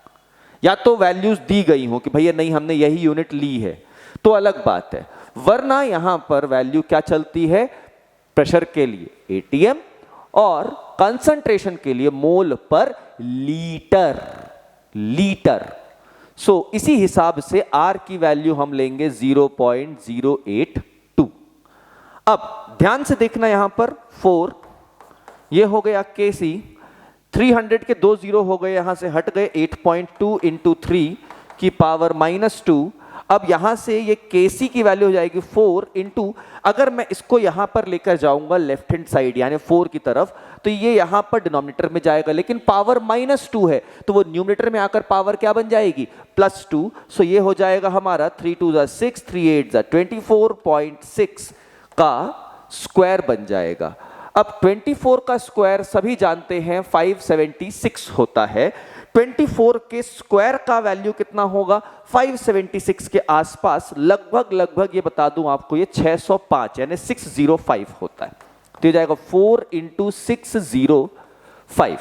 ये अप्रॉक्स वैल्यू ले रहा हूं, डेसिमल में ऊपर नीचे कुछ और भी हो सकती है, ठीक। तो 4 5 आपका ये क्या आ जाएगा, 4 5 20, 4 6 24, Kc की वैल्यू आ गई 2420। सवाल ये होता है सर वैल्यू तो आ गई, स्कूल में अगर ये लिख कर आ गए, इतना आप आंसर लिख कर आ गए, तब भी आपको फुल में से हाफ मार्क्स तो काट लिए जाएंगे। क्यों काट लिए जाएंगे, वो बोलेंगे भाई साहब इसकी यूनिट कहां है। तो यूनिट जानना बहुत जरूरी है। यूनिट जो इसकी होगी वो होगी, मैंने सिखाया था, मोल पर लीटर की पावर डेल्टा एन यानी कि -2। तो ये रहा हमारा फाइनल इस क्वेश्चन का सॉल्यूशन विथ उसके साथ में आंसर। इसको आप करेंगे, स्कूल के आपके पूरे नंबर पाएंगे। चलो आगे बढ़ते हैं हम लोग।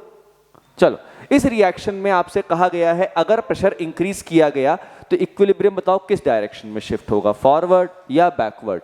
भाई देखो, अगर प्रेशर इंक्रीज किया जाएगा तो मैंने अभी बताया था इक्विलिब्रियम हमेशा कहां शिफ्ट होगा, towards less number of moles. अब लेस नंबर ऑफ मोल्स, देखो रिएक्टेंट में नंबर ऑफ मोल्स कितने हैं, 3 मोल्स हैं, प्रोडक्ट में 2 मोल्स हैं। तो प्रेशर बढ़ाने से equilibrium will shift towards less number of moles, जो कि यहां पर आंसर क्या आएगा, फॉरवर्ड। अगर ऐसा क्वेश्चन स्कूल में आता है तो आप डायरेक्टली लिखेंगे on increasing pressure a gaseous reaction will always shift towards the less number of moles side. In the given reaction the equilibrium will shift forward. ऐसे फ्रेम करके लिखना होगा आपको और आपको नंबर पूरे मिल जाएंगे यहां से। चलिए कुछ बातें और कर लेता हूं मैं इसके आगे क्वेश्चंस की। अब आगे बढ़ जाओ भाई आप। ये देखो, for the reaction at equilibrium which of the following is always true. ये JEE 2013 का क्वेश्चन है, पुराना है पर ओल्ड इज गोल्ड, जानते तो हो ही आप। पुराना है पर दमदार क्वेश्चन है भाई, बेसिक क्वेश्चन है, और कई बार ऐसे क्वेश्चनों में गलतियां हो जाती है, कंफ्यूजन हो जाती है। रेट ऑफ फॉरवर्ड रिएक्शन 0 हो जाएगा, नहीं, रेट ऑफ फॉरवर्ड रिएक्शन 0 नहीं होगा, रिएक्शन रुकती नहीं है, फॉरवर्ड और बैकवर्ड का रेट बराबर होगा। दूसरी, कंसंट्रेशन ऑफ रिएक्टेंट और प्रोडक्ट इक्वल होंगे, इक्वल नहीं कांस्टेंट होते हैं। मैंने पहले भी कई बार कहा इक्वल नहीं होते, कांस्टेंट होते हैं, ज्यादा कम हो सकते हैं। गिब्स फ्री एनर्जी चेंज 0 होगी, या रिएक्शन स्टॉप, ये भी नहीं, ये भी नहीं, ये भी नहीं। करेक्ट आंसर है ये, रिएक्शन स्टॉप नहीं होती है क्योंकि इक्विलिब्रियम एक डायनेमिक नेचर का होता है। बस करेक्ट आंसर ये है, डेल्टा जी जो होता है वो कैसा हो जाता है, 0 हो जाता है। चलिए आगे बढ़ते हैं हम लोग, अगला क्वेश्चन देखते हैं। For the reaction A is in equilibrium with B, if 50% of A is converted at equilibrium, find Kc। 50% A का जो है वो कन्वर्ट हो गया है एट इक्विलिब्रियम, बताइए आपका Kc की वैल्यू। देखो ये वही क्वेश्चन है डिग्री ऑफ डिसोसिएशन वाला और बहुत बेसिक सा क्वेश्चन है। अगर मैं बात करूंगा अल्फा की, तो अल्फा यहां पर दिया हुआ है 50%, जो आप बोल रहे थे ना डिग्री ऑफ डिसोसिएशन, ये दिया हुआ है, इस तरह से दिया जाता है। अल्फा की वैल्यू है आपकी 50%। अगर अल्फा 50% है, इसका मतलब अल्फा कितना हो गया 50/100, यानी कि इसको 0.5 या 1/2 भी लिख सकते हैं। तो केसी की वैल्यू क्या होती है, C alpha square upon 1 minus alpha. अब एक सेकंड के लिए आप इस चीज को भूल कर थोड़े देर के लिए सिर्फ आप ये देखिए कि मान लो time t is equal to 0 पे इसकी कंसंट्रेशन थी, c थी, इसकी 0 थी। इक्विलिब्रियम पे ये हो गया c 1 माइनस अल्फा और ये हो गया c अल्फा। अब जब आपके वहां दो प्रोडक्ट बन रहे थे, तब वहां पर आपका क्या था कि c 1 माइनस अल्फा और ये c अल्फा चल रहा था। तो अब ऐसे केसेस में यहां पर तो एक ही प्रोडक्ट है। सो फाइनली हमारा जो Kc होगा वो क्या होगा, कंसंट्रेशन ऑफ B जो कि है C alpha upon C 1 minus alpha. अब आप बोलोगे सर C तो दिया ही नहीं है, क्या करना तुम्हें C का भाई, C से C हो गया कैंसिल। अल्फा की वैल्यू है यहां 1/2 अपॉन 1 माइनस 1/2। 1 माइनस 1/2 जो भाई छोटे मोटे चीज भी जानते होंगे तो जानते होंगे 1/2 ही होता है। Kc की वैल्यू क्या आ गई हमारी, फाइनल आंसर निकल कर आ गया है 1। बहुत बेसिक सा क्वेश्चन है, JEE 2014 में आया है। सोच रहे हो कितना बेसिक और कितना सड़ा सा क्वेश्चन इक्विलिब्रियम का आता है। ये आपका डेफिनेट स्कोरिंग करा के देगा आपको JEE के अंदर 100% लिखवा के ले लो। नीट के अंदर भी आगे आपको मैं नीट के क्वेश्चंस भी दिखाऊंगा, 100% स्कोरिंग करा कर देगा बॉस ये चैप्टर, और इजी स्कोरिंग करा कर देगा। ऐसा कोई बहुत ट्रिकी बहुत टफ नहीं, इजी स्कोरिंग करा कर देगा। अब मैं आपको दिखाता हूं एक ऐसा ही नीट का क्वेश्चन। देखो बहुत सिंपल सा नीट का क्वेश्चन है और आप खुद भी इसका आंसर कर सकते हैं। For the equilibrium 2SO2 plus O2 gives 2SO3, delta H आपको दिया है -198 किलो जूल पर मोल। इसमें से कौन सा चेंज जो है ये आपको राइट की ओर शिफ्ट करेगा टूवर्ड्स प्रोडक्ट, मतलब सिंपल भाषा में बोलूं तो ये फॉरवर्ड डायरेक्शन में शिफ्ट करेगा। ये नीट 2023 में अभी बहुत हाल फिलहाल में आया हुआ क्वेश्चन है, 3 साल पहले ही मान लो। और हाँ भाई देखो JEE हो या नीट, 3-4 साल 5 साल पुराने क्वेश्चन तो हर कोई करके जाता है, तो इसको अपन लोग हाल फिलहाल ही कहेंगे। इसको ऐसा नहीं कहेंगे कि अरे सन 47 का क्वेश्चन है, ऐसा नहीं है। सो भाई अब आपसे सवाल ये पूछता है कि ऐसा क्या किया जाए कि ये फॉरवर्ड शिफ्ट हो जाए। क्या हम लोग टेम्परेचर बढ़ाएंगे तो फॉरवर्ड होगा। देखो भाई डेल्टा H है नेगेटिव, इसका मतलब ये रिएक्शन कैसी है, एक्सोथर्मिक। तो टेम्परेचर कम करने से फॉरवर्ड जाती है, बढ़ाने से ये कहाँ जाती है, बैकवर्ड। जिद्दी रिएक्शन है भाई ये, बोलेगी अगर तुम्हें बढ़ाना है टेम्परेचर तो हम रुक जाते हैं, तुम भी बढ़ाओ टेम्परेचर, फिर एक काम करो हम बैकवर्ड चलते हैं। सो एज अ रिजल्ट ये आंसर तो गलत है। ऐड कैटलिस्ट, भाई कैटलिस्ट ऐड करने से कई बार बता चुका हूं कि ना तो रिएक्शन फॉरवर्ड जाती है ना बैकवर्ड, बस इक्विलिब्रियम जल्दी अटेन हो जाता है, तो ये भी खत्म है। अब देखो ध्यान से, पहले यहां देखते प्रेशर की बात करें, उसके लिए डेल्टा N निकाल लेते हैं। Delta N number of products कितने हैं 2 और नंबर ऑफ रिएक्टेंट्स हैं 3। डेल्टा N मतलब हो गया -1, नंबर ऑफ मोल्स की बात कर रहा हूं मैं यहां पर। तो अगर मैं प्रेशर को बढ़ाऊंगा तो हमारे पास 3 से 2 लेस नंबर ऑफ मोल्स की ओर शिफ्ट होगा, तो increasing the pressure is the right choice in this question. आगे देखते हैं, in which of the following equilibria Kp and Kc are not equal. देखो अगर मुझे Kp और Kc इक्वल चाहिए है तो इसका रिलेशन याद रखना है, Kp is equal to delta N। यही डेल्टा N की वैल्यू 0 हो जाए तो ये पूरा हो जाएगा 1 बनकर, और Kp और Kc बराबर हो जाएगा। अब सबका डेल्टा N निकाल लो। यहां पर डेल्टा N कितना है 2 - 1, 2 प्रोडक्ट्स माइनस 1 रिएक्टेंट, तो डेल्टा N की वैल्यू 1 हो गई। यहां पर डेल्टा N कितना है 2 - 2, ये क्या हो गया 0। यहां पर भी डेल्टा N थर्ड रिएक्शन में भी 0 है, 2 - 2, और फोर्थ में भी 2 - 2, ये भी डेल्टा N 0 है। जहां जहां डेल्टा N 0 वहां पर Kp is equal to Kc, इसमें इन तीनों में होगा। कहां नहीं होगा तो आंसर है फर्स्ट वाले में। तो correct answer are not equal. NEET वालों, ये सबसे बड़ी गलती और सबसे बड़ा पाप तुम लोग करते हो पेपर में जाकर कि तुम लोग ये नॉट नहीं पढ़ते हो। और अभी तो चलो ठीक है, इसमें फर्स्ट ऑप्शन है, गलती में सेकंड थर्ड हो जाता है ये ऑप्शन ना, डेल्टा एन जीरो लगाकर तुम बोलते हो अरे केपी केसी बराबर है, लगाओ इसको आंसर। अरे भाई नहीं यार, नॉट इक्वल लिखा गया है, please use your brain. Okay, पढ़ने में तो कम से कम दिमाग लगा लो कि सवाल तो पूरा पढ़ो ढंग से। ठीक, चलो। For the reaction 2A plus is in equilibrium with B plus C, Kc की वैल्यू आपको दी गई है और सर्टेन मोमेंट पे कंसंट्रेशन दिया गया है। अगेन नीट 2024 का क्वेश्चन है ये। अब देखो बहुत सरल सा क्वेश्चन है, एक सर्टेन मोमेंट पे दिया गया है यार कि कंसंट्रेशन सबकी दी गई है।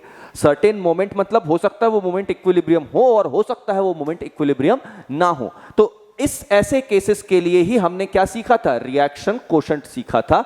ये क्या होगा, concentration of B concentration of C upon concentration of A का स्क्वायर, क्योंकि यहां वैल्यू क्या चल रही है, 2A चल रही है।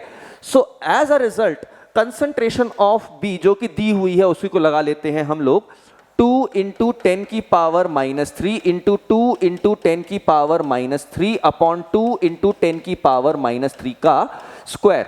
ये पूरा मिलाकर कैंसिल, QC की वैल्यू क्या आ गई है हमारी, 1।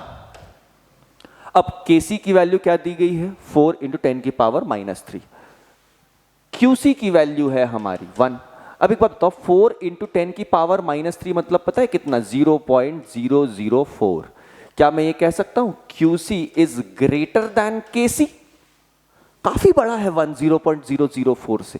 अब अगर QC Kc से बड़ा है तो पुराने कंसेप्ट अगर रिवाइज करके ध्यान दे लो और याद कर लो तो आपको समझ में आएगा कि QC अगर बड़ा है मतलब प्रोडक्ट ज्यादा है। अभी इसको कम करना पड़ेगा, इसका मतलब the reaction will shift towards backward. Backward जाने पर प्रोडक्ट कम होगा, रिएक्टेंट बढ़ेगा और अगेन हमारा यहां पर क्या हो जाएगा, एक फाइनल सा इक्विलिब्रियम अटेन हो जाएगा। तो ये नीट 2024 का क्वेश्चन है, इतना बेसिक क्वेश्चन अभी आपको सिखाते जा रहा हूं उसी का। अब देखो भाई एकदम फ्रेश, एकदम ताजा, गर्मा गर्म क्वेश्चन तुम्हारे लिए नीट 2025 का। अब जरा यहां देखोगे तो आपको दिखेगा 3O2 is in equilibrium with 2O3। इसका Kc दिया गया है और कंसंट्रेशन ऑफ O2 दिया गया है। आपको इक्विलिब्रियम पे कंसंट्रेशन किसका निकालना है, O3 का निकालना है। तो भाई देखो ये तो बहुत बहुत बहुत बेसिक क्वेश्चन है यार। Kc है पहली चीज, 298 केल्विन का यहां कोई यूज नहीं है, बस सिर्फ रूम टेम्परेचर या एसटीपी बताने के लिए दिया गया, इसका कोई कोई कोई यूज नहीं है। अब देखते हैं हम लोग यहां पर किसका क्या होगा हमारा काम। तो यहां देखिए भाई, Kc इज इक्वल टू क्या होगा, O3 की पावर 2 अपॉन O2 की पावर 3। सिंपल। Kc की वैल्यू दी कितनी गई है, 3 इंटू 10 की पावर माइनस 59। O3 का स्क्वायर है, O3 कितना दिया गया है भाई हमको पता नहीं, तो हम इसको x ले लेते हैं, x स्क्वायर। और O2 कितना दिया गया है हमको 0.04 यानी 4 इंटू 10 की पावर माइनस 2। दो बार इंटू हो गया यार, 10 की पावर माइनस 2 का क्यूब। ठीक, सो ये x स्क्वायर हो जाएगा 3 इंटू 10 की पावर माइनस 59। इसको यहां मल्टीप्लाई कर देते हैं, 4 4 जा 16, 4 जा 64 इंटू 10 की पावर माइनस 6। तो ये x स्क्वायर क्या हो जाएगा, 3 4 जा 12, 3 6 जा 18, 192 इंटू 10 की पावर माइनस 59 और माइनस 6 कितना हो जाएगा, माइनस 65। x स्क्वायर हो जाएगा हमारा 19.2 इंटू 10 की पावर माइनस 64। मैंने एक डेसिमल यहां से रिप्लेस किया हुआ है, तो यहां पे 10 बढ़ के 10 की पावर माइनस 64 हो गया। x की वैल्यू क्या होगी, अंडर रूट ऑफ 19.2 इंटू 10 की पावर माइनस 64, जो कि 10 की पावर क्या बन जाएगा, माइनस 32। अब यार देखो 19 का स्क्वायर रूट 4 से थोड़ा बड़ा होगा, 19 का स्क्वायर रूट 4 से थोड़ा बड़ा होगा। एज अ रिजल्ट इसका करेक्ट आंसर होगा 4.38 और माइनस 64 का माइनस 32। ये आ गया हमारा करेक्ट आंसर। ठीक बात है, चलिए तो अब अगला क्वेश्चन देखते हैं हम लोग। JEE 2025 का आया हुआ केमिकल इक्विलिब्रियम का एक और बहुत ही ज्यादा आसान question. A vessel at 1000 Kelvin contains CO2 with a pressure of 0.5 atm. Some of CO2 is converted into CO on addition of graphite. If total pressure at equilibrium is 0.8 atm, then Kp is. ये भयंकर ज्यादा, बहुत ही ज्यादा आसान question है. अब इस question में आपको जो दिया गया है, पहले हम उसकी बात कर लेते हैं. आपसे कहा गया है CO2 जो कि नॉर्मली गैशियस है, 1000 केल्विन की बात हो रही है, इस पे ऐड किया गया है ग्रेफाइट, यानी अगेन कार्बन सॉलिड. तो ये इक्विलिब्रियम जो हो गया, अब ये क्या हो गया है, 2 molecules of CO again gas. इस इक्विलिब्रियम को लिखते आपको आना चाहिए. अगर आप JEE के सवाल या नीट के सवाल कर रहे हो तो ऐसा इस थ्योरी से इक्विलिब्रियम इक्वेशन लिखते आपको आनी चाहिए. अब बहुत ध्यान से देखते हैं. Time t is equal to 0 पे लेट से ये कितना दिया हुआ है, लेट से क्या भाई दिया ही हुआ है 0.5 atm. t is equal to equilibrium पे ये हो जाएगा 0.5 माइनस x. कार्बन सॉलिड है, सॉलिड के ऊपर मैंने पहले भी बताया था, अभी बता रहा हूं फिर से, प्रेशर का कोई भी फर्क नहीं पड़ता. तो एज अ रिजल्ट कार्बन के ऊपर कोई बात ही नहीं करेंगे, कार्बन के ऊपर, और ये चीज हो जाएगी 2x. अब आपसे कहा गया है कि total pressure at equilibrium is 0.8 atm, यानी कि एट इक्विलिब्रियम कुल प्रेशर कितना है, 0.5 माइनस x CO2 के कारण प्लस 2x कार्बन मोनोऑक्साइड के कारण, और वो कितना दिया गया है 0.8. ये हो जाएगा 0.5 plus x is equal to 0.8. तो x की वैल्यू कितनी आ गई, 0.3. अब पार्शियल प्रेशर ऑफ CO2 यहां से कितना हो जाएगा एट इक्विलिब्रियम, 0.5 माइनस 0.3 जो कि हो जाएगा 0.2 atm.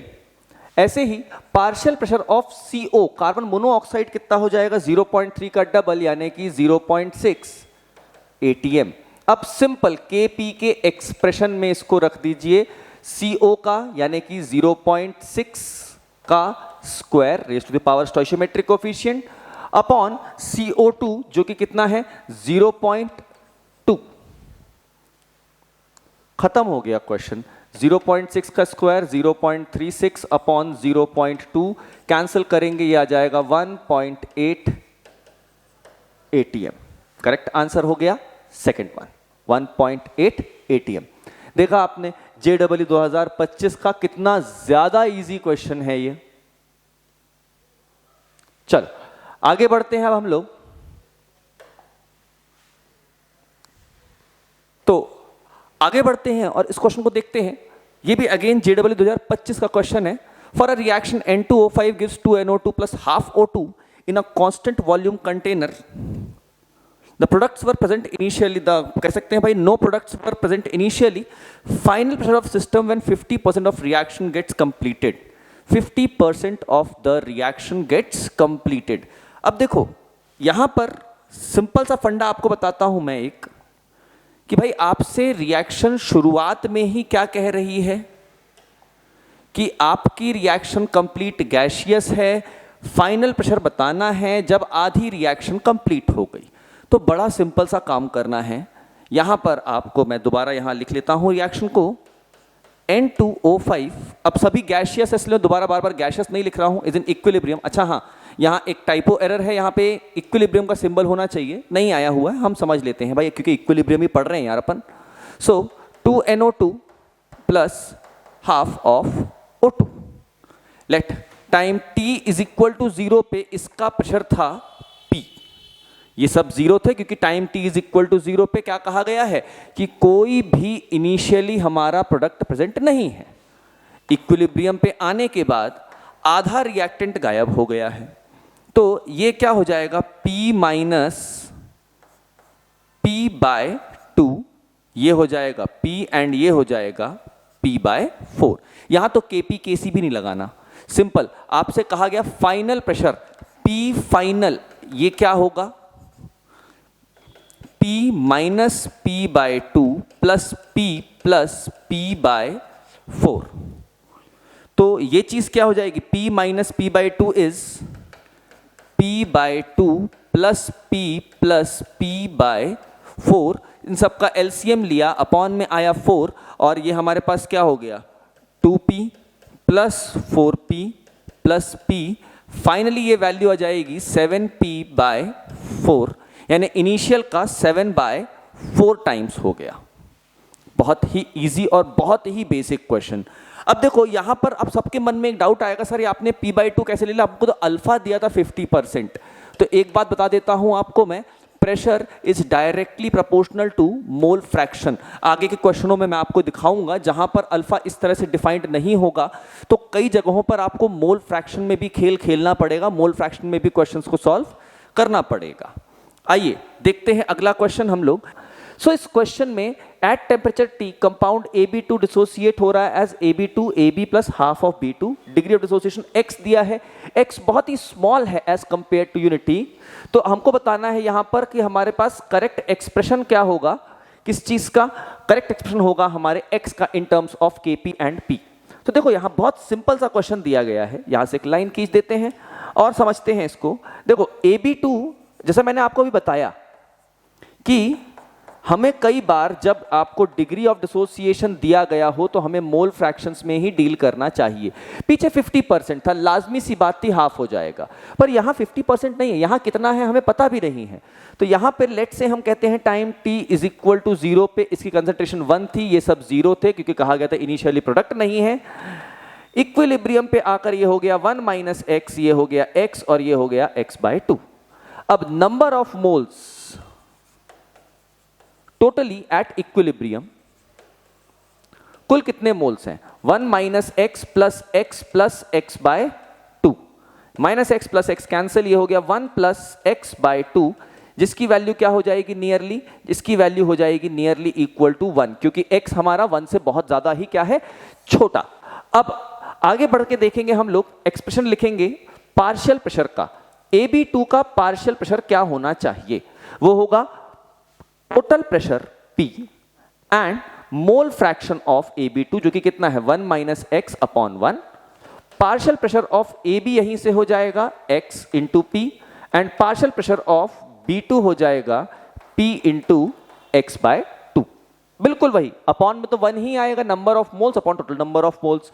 सो फाइनली यहां से Kp का एक्सप्रेशन हमको मिल जाएगा पार्शियल प्रेशर ऑफ AB यानी कि P into x, partial pressure of B2 जो कि कितना है P into x/2 whole raise to the power 1/2 upon partial pressure of AB2 जो कि है P into 1 minus x। P से ये P कैंसिल, अब अगेन 1 माइनस x भी नियरली क्या हो जाएगा, ये चीज भी 1, तो इसको भी एलिमिनेट कर दिया जाएगा। और फाइनल हमारा एक्सप्रेशन यहां साइड में लिख रहा हूं मैं, Kp की वैल्यू हो जाएगी P की पावर 1/2 अपॉन 2 की पावर 1/2, x की पावर 1 प्लस 1/2 जो कि हो जाएगी x की पावर 3/2। तो ये चीज फाइनली अंदर जाकर हो जाएगी, यहां क्रॉस मल्टीप्लाई करेंगे 2 की पावर 1/2 Kp इंटू P की power 1/2 is equal to x की पावर 3/2। स्क्वायरिंग कर देंगे दोनों तरफ पे। एक काम करता हूं मैं, थोड़ी सी जगह यहां पर इसको यूज कर लेता हूं, मैं इसको रब नहीं करता हूं, यहां यूज कर लेता हूं इस जगह को। यहां देखिएगा, वहां से मैं यहां यूज कर रहा हूं अब क्योंकि जगह कम पड़ गई मेरे पास। स्क्वायरिंग बोथ साइड्स करेंगे तो ये हो जाएगा 2 Kp का square upon P is equal to x का क्यूब। अगर यहां से मैं इस क्यूब को हटाऊं तो यहां होल की पावर क्या आ जाएगी 1/3, तो 2 Kp स्क्वायर अपॉन P की पावर 1/3, ये रहा हमारा सबसे करेक्ट आंसर। तो अब उम्मीद करता हूं कि आपको मोल फ्रैक्शन का यूज करना समझ में आया होगा। ऐसे क्वेश्चंस में किस तरह से मोल फ्रैक्शन को हम लोग क्या करते हैं, यूज करके अपने पार्शियल प्रेशर और डिग्री ऑफ डिसोसिएशन को कोरिलेट कर पाते हैं क्वेश्चंस में। अगला क्वेश्चन देखते हैं अब हम लोग।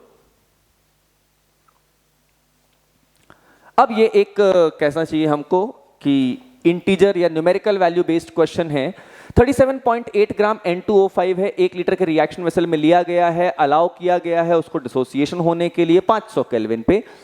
Total pressure at equilibrium was found to be 18.65 bar. आपको Kp की वैल्यू बतानी है नियरेस्ट इंटीजर पे। तो अब देखो भाई इंटू 10 की पावर -2 भी है। अब देखिए R की वैल्यू भी दे दी गई है, जैसे मैंने आपको शायद अभी पहले बताया भी था आपको कि R की वैल्यू जब भी बार, लीटर इन सब में बार और एटीएम लगभग एक ही होता है, 1.012 का अंतर होता है, कोई खास अंतर है नहीं, नियरली 1 ही लेके चलते हैं। तो ऐसे केस में आर की वैल्यू क्या लेनी है आपको, 0.082 मोल पर मोल और लीटर के टर्म्स में, सॉरी। तो यहां देखते हैं पहले हम लोग, पहला काम तो हमको यार इनिशियल प्रेशर भी नहीं पता, आपको कहा है इक्विलिब्रियम प्रेशर, इनिशियल प्रेशर नहीं पता। तो आइडियल गैस इक्वेशन सबसे पहले लगाना पड़ेगा हमको N2O5 के लिए, PV is equal to nRT। Pressure initial, ये I लिख देता हूं, इनिशियल प्रेशर कितना होगा, number of moles 37.8 upon N2O5 का मॉलिक्यूलर वेट होगा, 2 नाइट्रोजन है 28, 5 ऑक्सीजन है 80, 80, तो ये जाएगा 108, 37.8 अपॉन 108 इंटू 0.082 इंटू टेम्परेचर है 500 केल्विन, और वॉल्यूम तो 1 लीटर दी ही गई थी, इसलिए 1 यहाँ पे मैंने लिख दिया। इसको कैलकुलेट करेंगे तो ये 37.8 और 108 सिंप्लीफाई करके देखना पड़ेगा आपको, वैसे ये आएगा 0.35। मैंने पहले से कई बार ये क्वेश्चन ऐसे किया हुआ मुझे याद है, पर हाँ आप भाई कर लेना इसको, 0.35 आता है ये लगभग, और ये 0.082 इंटू 500 होगा, तो ये 2 D0 से 8.2 हो जाएगा, ये कैंसिल होकर आ जाएगा 41 आ जाएगा यहाँ पर 8.2 का, हाँ ठीक है। तो ये जाएगा 0.35 इंटू 41, 14 पॉइंट समथिंग समथिंग आना चाहिए इसको, 14.35 बार, ये आया हमारा इनिशियल प्रेशर।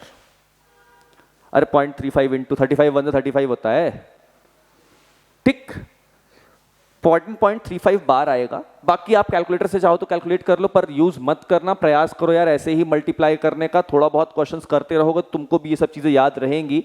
ऐसी कोई बहुत बड़ी रॉकेट साइंस नहीं करी, मल्टीप्लाई डिवाइड ही किया हुआ है, ठीक। अब देखो आगे, अब आते हैं अपने मेन क्वेश्चन पे। 2 N2O5 is in equilibrium with 2 N2O4 plus O2। अब एक बात देखने वाली है यहां पर, time t is equal to 0 पे यहां पर प्रेशर कितना है 14.35, ये 0 ये 0, ये प्रेशर की बात कर रहा हूं मैं।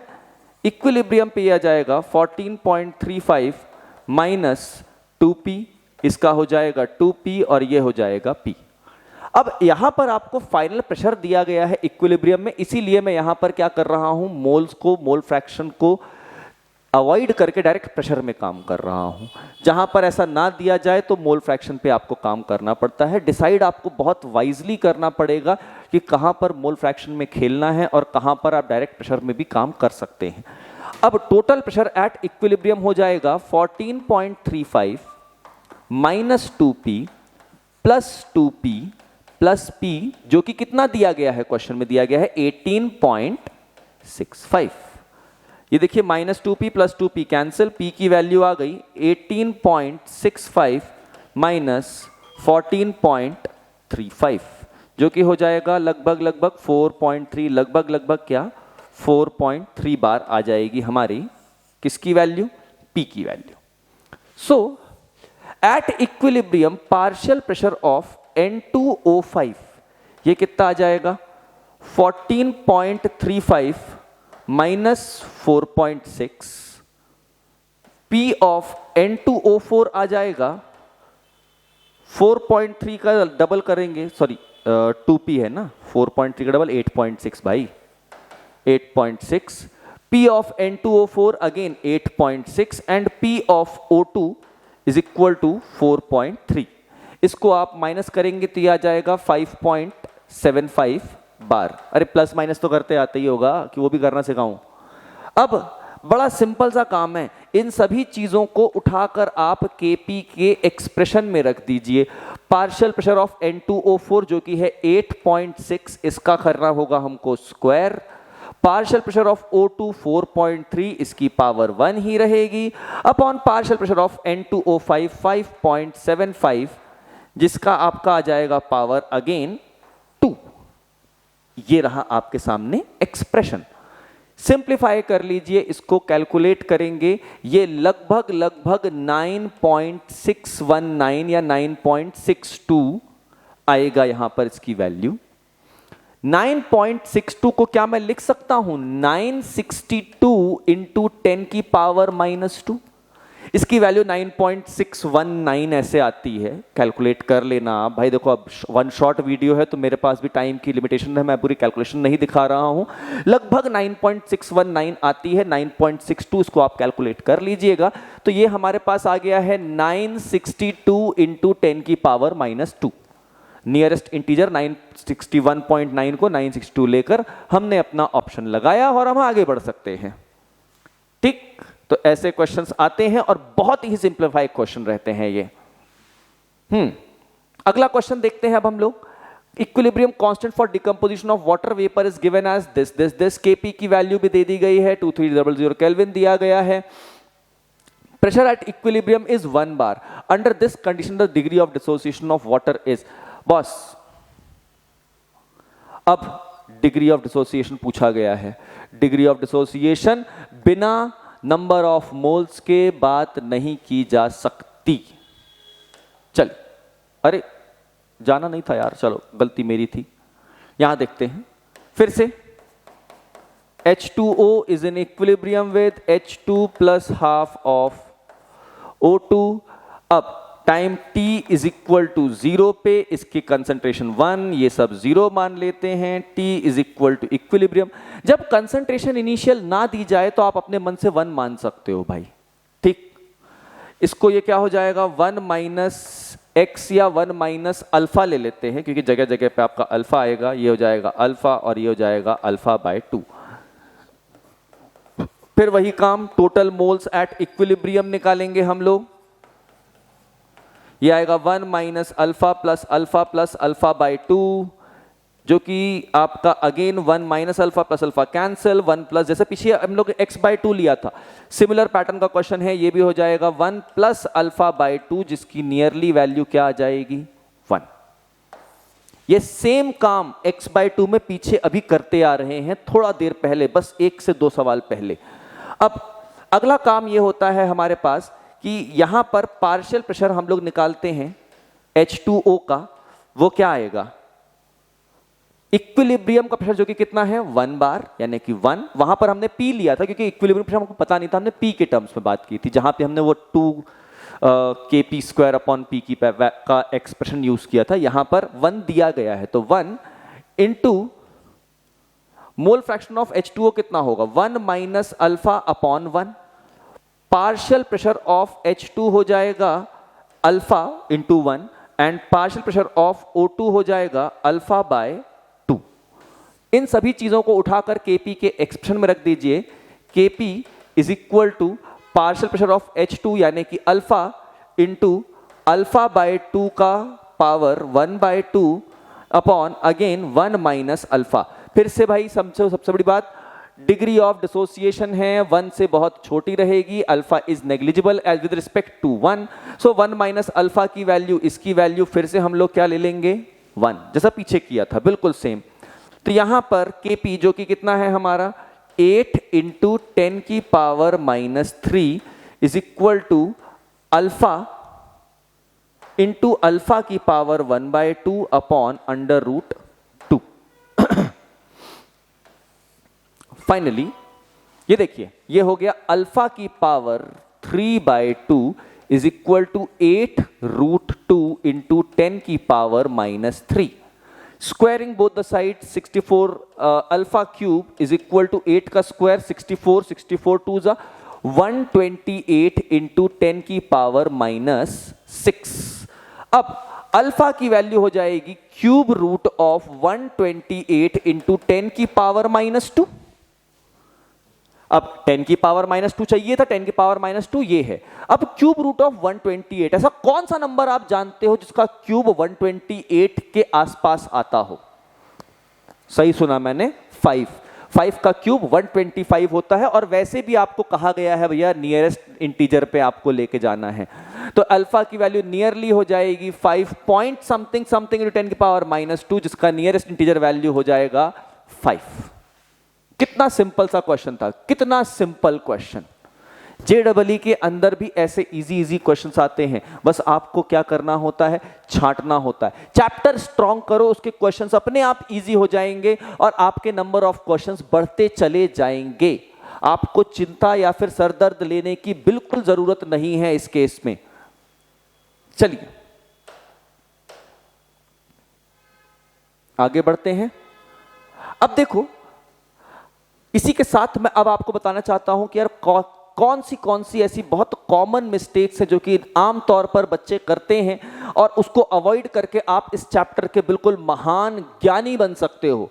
सबसे पहली मिस्टेक है केसी पे टेम्परेचर का इफेक्ट ना देखना। कई बार ऐसा क्वेश्चंस में भी देखा गया है और कई बार ऐसा पाया जाता है कि यार बच्चे ना टेम्परेचर चेंज हो रहा है, लोग केसी को कांस्टेंट ही मानते हैं। केसी कांस्टेंट तब तक है जब तक टेम्परेचर को कांस्टेंट रखा गया है। टेम्परेचर चेंज करेंगे तो अकॉर्डिंग टू ले चैटलियर प्रिंसिपल या कंसंट्रेशन भी चेंज करेंगे तो भैया ले चैटलियर प्रिंसिपल के हिसाब से आपका केसी भी क्या होगा, वहां पर कांस्टेंट रहेगा भी और कभी कभी नहीं भी रहेगा।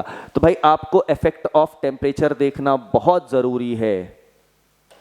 दूसरी चीज, केसी के एक्सप्रेशन में सबसे बड़ी गलती लोग करते हैं, अंधाधुंध केसी का एक्सप्रेशन लिख डालते हैं और वहां पर कांस्टेंट को नहीं देखते हैं यार कि आपका सॉलिड को या हम कह सकते हैं प्योर सब्सटेंसेस की कंसंट्रेशन को 1 लेते हैं। खासकर ये गलती लोग करते हैं हेटेरोजेनस इक्विलिब्रियम में, ये सबसे बड़ा एक दिक्कत है। अभी जो मैंने आपको प्रेशर का लॉजिक दिखाया, अल्फा और प्रेशर, सबसे बड़ा कंफ्यूजन वही होता है। उसको अगर आप मास्टर कर लोगे तो इस चैप्टर में आपसे जीतने वाला और इवन आयनिक इक्विलिब्रियम में भी आपसे जीतने वाला कोई हो ही नहीं सकता। अच्छा, अगली चीज होती है डेल्टा एन की कैलकुलेशन, प्रोडक्ट माइनस रिएक्टेंट। ये जो एरर करते हो आप ना, बहुत बड़ा पाप है। सबसे बड़ी गलती आपकी है, आप 10th के अपने फर्स्ट चैप्टर को भूल जाते हो। आप इक्वेशन बैलेंस नहीं करते हो, आपके डेल्टा एन की वैल्यू हमेशा गलत आएगी अगर आपने कभी इक्वेशन बैलेंस नहीं करी। इसीलिए ये सारी गलतियां अवॉइड करो, इस चैप्टर को मास्टर करो और JEE 4 डालो भाई। समझ में आई बात मेरी? तो इसी के साथ मैं अपने कंप्लीट चैप्टर को खत्म करता हूं, केमिकल इक्विलिब्रियम का 1 शॉट, और मिलते हैं आपसे अगले वीडियो में जो कि हमारा होगा आयनिक इक्विलिब्रियम का 1 शॉट। अब अगर आपको मेरे वीडियोस अच्छे लग रहे हैं और आपको कंटेंट हेल्पफुल लग रहा है तो प्लीज आप इस चैनल को लाइक करें, शेयर करें अपने सभी दोस्तों के साथ जो इनको इसकी जरूरत है, और सब्सक्राइब करें +4 अकेडमी को और बेल आइकन दबाएं जिससे सबसे पहले वीडियो अपलोड होते ही आपको इसका नोटिफिकेशन मिल जाए। और प्लीज कमेंट करो अगला कौन सा चैप्टर आपको चाहिए है। आपका एक लाइक और एक कमेंट हमें मोटिवेशन देता है आपके लिए ऐसा ही और कंटेंट लेकर आने के लिए। Signing off now, thank you.